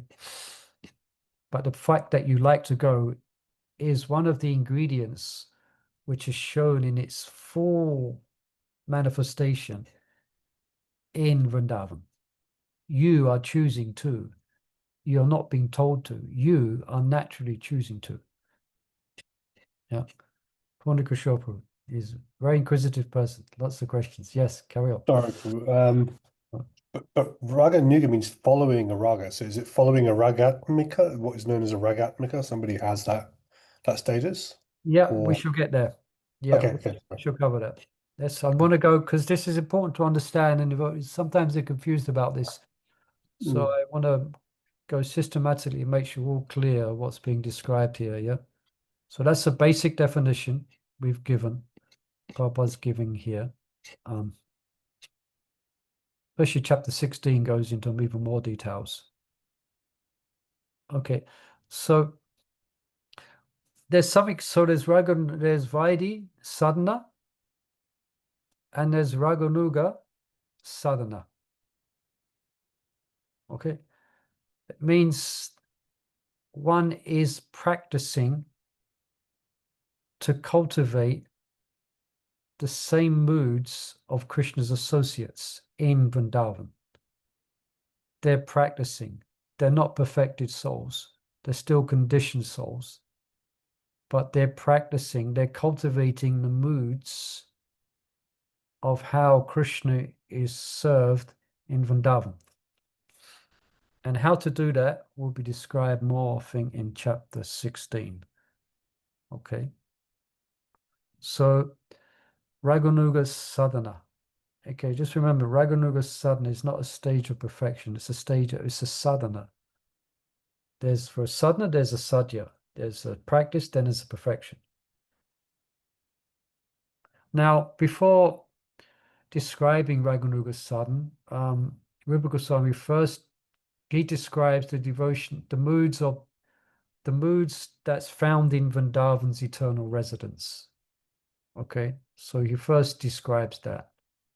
So Purnakusha, here it mentions that Raga Atmaka, Raga means it means attachment.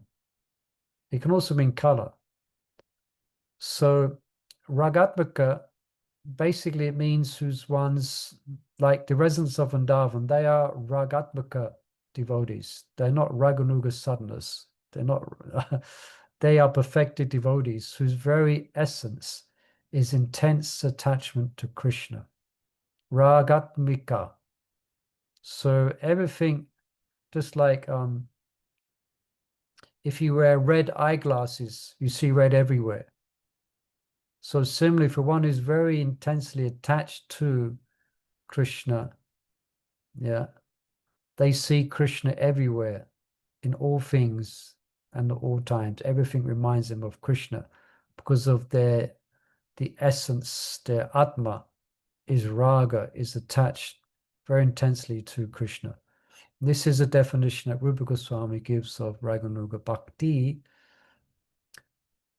as defined as spontaneous attraction for something while being completely absorbed in thoughts of it with an intense desire of love. Now, the passions or the attachments that you see in the material world, they are kind of perverted reflections of the real spiritual emotions in this real spiritual emotion which is in the spiritual world. Yeah. But the difference is that real raga is the obsession, passionate obsession, you could use the word, it's used, with pleasing Krishna out of a sense of love. So in other words, it consumes a devotee's consciousness. So it gets to such an extent where they can't think of anything else under any circumstance. This is what's going on here. That's what's going on there. Yeah. Let me just, yeah. So then that's why Rupa Goswami gives this definition. Spontaneous attraction for something while completely absorbed in thoughts of it with an intense desire of love. Okay. Now, so going to the, leaving Raganuga sadhana behind and going to Ragatmaka, that's what's going on in the spiritual world. There is two headings, and I will put that up, but that will come up a couple of slides. But there was two categories.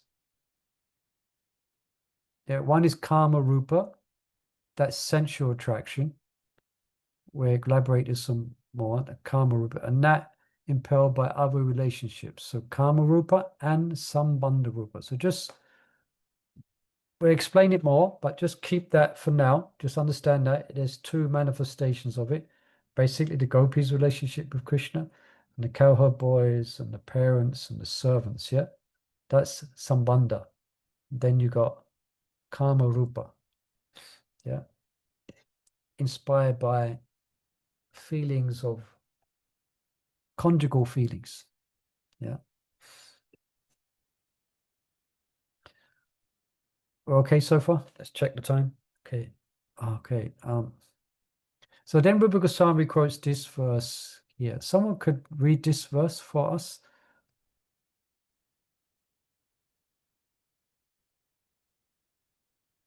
Before past. My dear King Yudhishthira, the gopis by their lusty desires, Kamsa by his fear, Shishupala and other kings by envy, the Yadus by their familial relationship with Krishna, you Pandavas by your great affection for Krishna, and we, the general devotees, by our devotion service, have obtained the mercy of Krishna. Now, Rupa Goswami, thank you, Puja. Rupa Goswami is quoting this verse because the essence of it is complete absorption in Krishna. Yeah. So the best means of being absorbed in Krishna, actually, so again, well, we'll explain that later. So let me get, yeah, so the best means of absorbing the mind in Krishna actually is to develop a natural attraction to him. Yeah. A spontaneous devotion. That's the best mood, the best method, actually, ultimately, of absorbing the mind in Krishna. Yeah, that's the essence of sadhana, is to absorb their mind in Krishna. And that takes its wonderful natural manifestation when one is practicing spontaneous devotion. Yeah. Purnikashobha. Or even even if one is practicing that Raganuga sadhana, that can reward a much more intense absorption in Krishna. Yes, Purnikashobha. I thought I was going to share something personal. I mean, my parents taught me this bhajan as I was a child about Miraben. I don't know if you've heard of it. AC Yeah, Lagi. I've heard of her. Very famous. Yeah, and the bhajan basically goes, she's got such deep attachment to the Lord that Mira got completely immersed. She sings God's praises street after street. Nobody stops her. Nobody abolishes her. Nobody can stop her. She's gone completely mad. She's chanting the names of Lord Krishna constantly. She's like submerged into it. Her brother sent her poison, but she drank the Lord's names as if it was nectar. She started submerged like a river into the sea.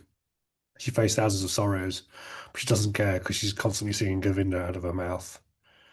She sings God's praise street after truth. Basically, it's just about her. People think she's mad, but she's just completely obsessed. Yeah, She so can't. is she practicing Vaidhi or Raganuga? Completely spontaneous. Yeah. No one's telling her to do those things. Yeah. She has to do them to express her love. Yeah, so that's that. Yeah, thank you. Nice. Thank you for sharing that. So in other words, spontaneous these emotions, they're more effective than regular. That's why the regular, so our Vaidhi is supposed to bring us to this stage. Yeah, Vaidhi, the object practicing Vaidhi, so it brings us to this stage. It brings us to chapter 15 in our practice. We want to get to chapter 15. I mean, that's the idea. Yeah, this is what we want to achieve through our Vaidhi. Yeah, Punikashopa. Sorry, very quickly. I think I got the karma and raga and the other one the wrong way around. I think. You said Sambandha. Which karma is Cowherd Boys or Sambandha is Cowherd? No. Sambandha is the cowherd boys. Everyone else apart from the gopis, and Kama Rupa is the gopis. Okay. Yeah, thank you. Sorry. So we just introduced that. That will be discussed as well, more in more detail. So again, it's not that inimical emotions are being recommended here. Narada Muni has just given us an example of being absorbed in the Lord. So therefore, he's bringing it up here. Rupa Goswami quotes it here when he's speaking about Raganuga. Yeah. Okay.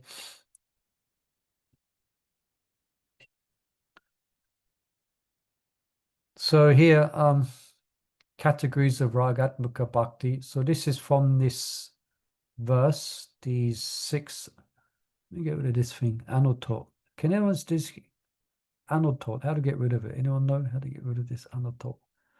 Anyway. So this is confirming the 2 divisions of Ragatmaka Bhakti, Kama, Rupa, and Sambandha. Yeah. So Narada, I'll just read from here and make it easier. Narada mentions 6 different moods of spontaneous emotional attachment to the Lord. So yeah, so King Kamsa didn't have to do a bhakti course to become absorbed in Krishna. He was out of fear. He was always absorbed in Krishna. Okay. But out of all these camps, who is it? Shishupal. He didn't go on a, he didn't do a Bhakti Sastri course. He was always thinking of Krishna as his enemy. Yeah, but it did him well. Because the essence of bhakti is to remember Krishna. As we know, he ultimately got liberation from that. So, but only 2 of these are genuine types of spontaneous devotion. Yeah.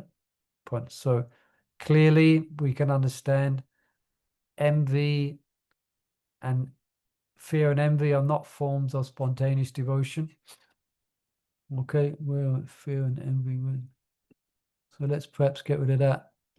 Gone. Where's envy? Let's get rid of that. Okay, them 2 are gone. So the attraction, yeah. So they're not accepted as Uttama Bhakti. Yeah. Also, Narod's attachment to Krishna is called Bhaktya.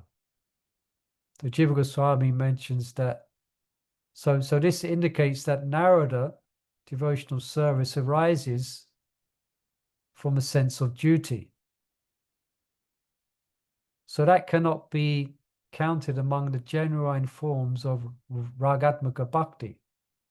Difficult because Narada's got love, but a lot of it's out of a sense of duty to the Supreme Vishnu. He's got love, he's doing it through love, but it's not Ragatmaka as we find in Vrindavan Dham, which is what Rupa Goswami is teaching us, the highest bhakti, Uttam Bhakti. So therefore we can, with all due respect to Narad, gone. Yeah. What about affection? The Pandava is interesting. Prabhupada says the Pandavas may or may not have Radhatmaka Bhakti. Depends if they see him with awe. And sometimes they see him with awe and reverence, and sometimes they don't. But generally, their appreciation for Krishna is generally mixed with reverence. So, in other words, the formality of formal etiquette, it's a restraint which is not found in Vrindavan. Yeah. But sometimes this reverence can go down, and they like sometimes Krishna, he explains to in the 12th chapter, is it, or 12th, the universal form? No, the 11th chapter. What's universal form? 13? No, it's the 11th chapter, isn't it? Universal form. Yeah. Then Arjuna apologizes to Krishna for being on Ragatmaka. I'm sorry I sat by you. I'm sorry I was I saw I was very casual with you. I'm sorry I did. I'm sorry I was relating you in a very, way which was not very awe and reverential. So he's apologizing for being on the Ragatmaka Bhakta, So that, in other words,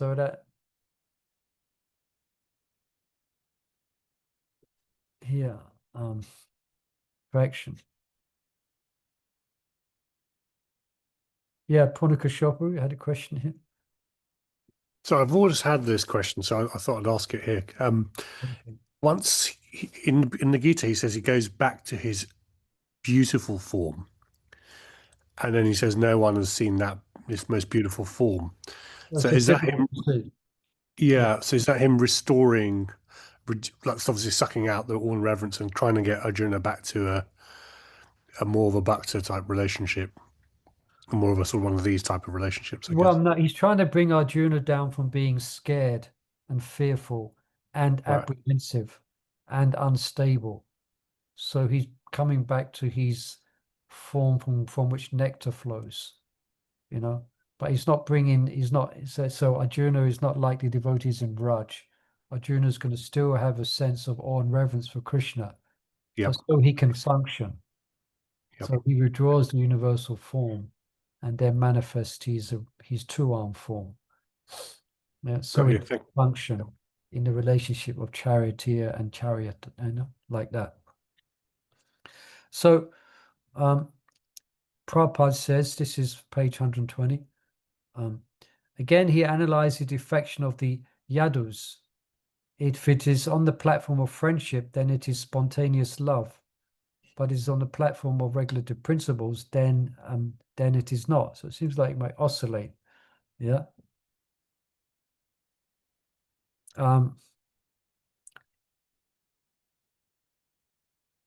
So again, so fear, envy, respectful affection, and obedient devotion, these are excluded from what you will find in Vrindavan. Yeah. It's all ragatmak, all, yeah. So only the remaining two, Kama Rupa and familial relationships, Sambandha Rupa, are genuine types of Ragatmaka Bhakti. So that was all just to confirm these two types here, conjugal and relationship. Purnakushoparu. So, as you're aware, in a lot of ISKCON temples around the world, you're getting a lot of these days people from a Hindu background coming in, and they would be a lot of them are terrified of going beyond awe and reverence. Like they're so terrified of creating offense.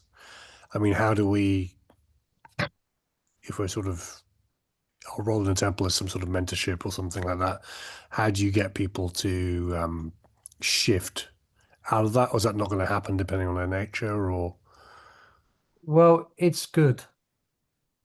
We should also be careful before we may try and artificially enter into these realms of devotional practice in one sense. You know? Yeah. We should be aware of the rules and regulations. We should see ourselves as being servants of Krishna.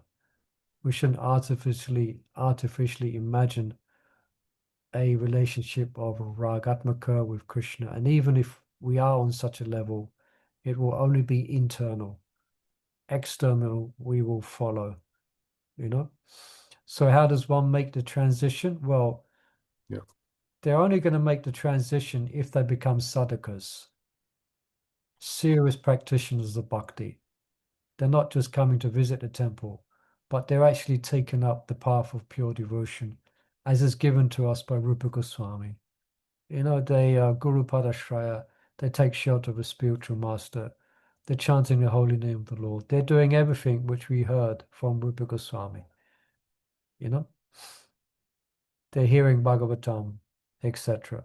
So it's by doing that very sincerely that then naturally through purification one comes to the level of at least nishta. And then when one hears about Vrindavan, one will be attracted. And then to how to direct that attraction and how to manage it, that will be down to the Shiksha or Diksha Guru to then guide the devotee. So the Diksha or Diksha Guru will not instruct the devotee to take up these practices. Only when a devotee, through his purification, becomes attracted, then the Guru will guide. You understand? it's probably not necessarily just. I suppose my question was, yeah, how do you get them on the route? And Well, yeah. I'm not particularly sort of worried about this or anything like that. But the thing I often hear being discussed is, well, people are coming to the temple for karma kanda, and if they're doing awe and reverence, there's a chance they're doing some sort of reciprocal order master relationship with the Lord, which is not going to get them progressed in bhakti. So people, Yeah. Anyway, that. So what you're saying, but don't worry about that. Just let them do their thing and get purified. Not exactly that. That's not what I'm saying. If they want to progress, they got to hear from devotees. They've got to sit down and start listening to classes. They've got to Right. start hearing about pure devotion. So that's what we want to encourage them to do. Okay, they come to the temple, But the temple is not just a place to come and look. It's a place they should want to come and hear. That's why it's important that we do have classes. We have lunch class, we have Bhagavad Gita class, and there's a chance to, the temples are supposed to be places of education in that regard, you know. So, because I've seen many times where someone may be doing service, someone gets enthusiastic to help do this, to help do that, you know, they're pious, they may come from a Hindu background, and they want to do so to clean the temple room, etc. But unless they start hearing the classes, they're not going to, generally, they're not going to become sadhakas. I've seen those who sit down and listen, they will become sadhakas. Well, they got a chance to become, because the devotees are speaking about what is devotion. Sometimes I get it where, you know, it's quite common, I guess, where, you know, I walk into the temple room and I'm going to give the Bhagavad Gita class. There's about 30 people in the temple being very respectful, looking at the deities. And by the time I sit down to give class, there's about 5 people left. All exited the temple. You know, because they don't, you know, they got more attached just to coming and looking. Then they're not sadhakas. They're not really serious about understanding the realms of pure devotional stuff. But those who do hear, those who do service and then will hear from devotees, then they've got a chance of going forward and taking Diksha and doing Bhakti Sastri like everyone here and understanding the different stages in Bhakti. So that's the principle. Yes, we engage them in service. That's good. That will purify them. But they also have to hear. If they don't hear class, at least the devotees who are doing service with them are telling them about devotional service, what it actually is. And they're getting educated. Does that help? That's very useful, actually. Yeah, very, very useful. Thank you. Now, we've got 4 minutes left. So I just want to, I'm going to miss a few. This one check was important here. Let me just go to this slide, last slide here. Well, there's quite a few notes here. Okay, perhaps I'm trying to rush it too much. I don't want to rush through that. And okay, let's, okay. Any other questions or comments so far?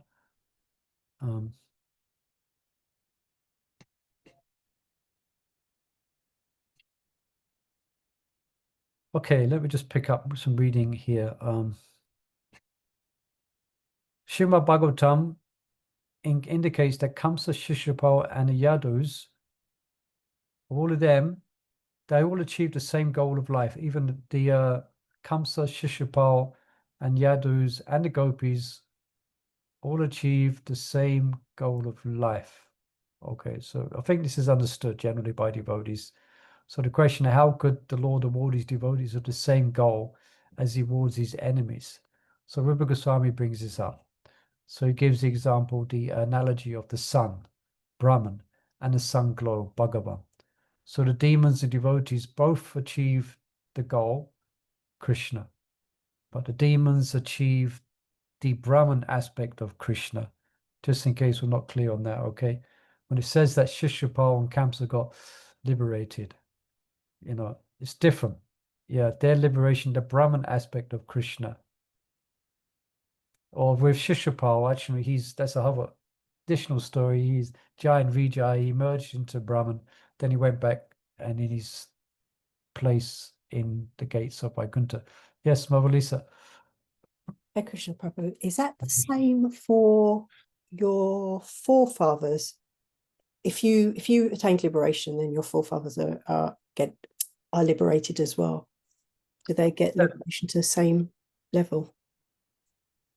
Yeah, interesting. Melissa's bringing, there's that quote. There is a quote there. All your ancestors get liberated 12 generations before, 12 generations after. Do they all go back to Goloka Vrindavan? No, I don't think so. Puchor, you can help with us with this. You still there, Puchor? Yes, Prabhu. How about Pandit Ji? Did you read a question?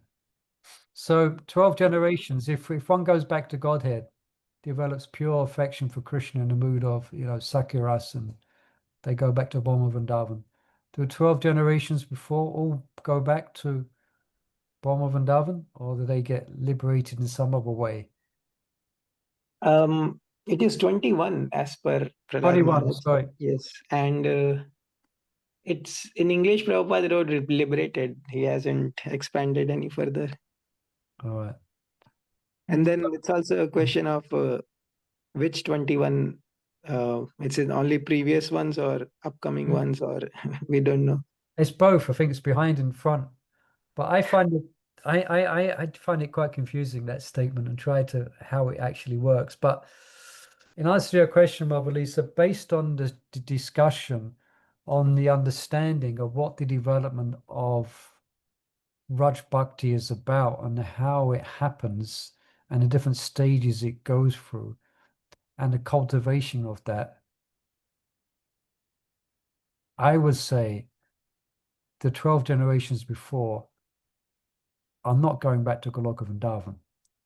They're being liberated in some status. They're being given an opportunity in some way. Without that cultivation of Vaidhi, Raganuga Sadhan, then attraction begins to develop for Pacific associates of Krishna, and that's developed, and that's developed, and that's refined, and that's refined. Without that Pacific practice, then I don't think there's no magic wand for going back to even Brahma Vrindavan without becoming qualified. Of course, Christian could do anything to anyone at any time, but generally that's not the path. Okay, Yeah. thank you. But interesting question. I would like to perhaps ask. I just quickly read the verse again, Prabhu. Prabhupada didn't use liberated, he used the word purified. Okay. 21 generations are purified. And then he said it doesn't refer to just forefathers, it refers to forefathers of your previous births as well. So in the family that you were before this, and those, they all are included. All right, so they get purified. So it does them good. What that actually looks like practically is maybe a bit of a mystery, But you're doing something good for them, that's for sure. Okay. The Godhead. You're doing your grandma a great deed. All of my grandmas. Yeah. And your great grandma and your great great great grandma and your aunt and your cousin who passed away, all being blessed. Thank you, Prabhu. No problem, Hare Krishna. Okay, so let's begin. Let's finish there.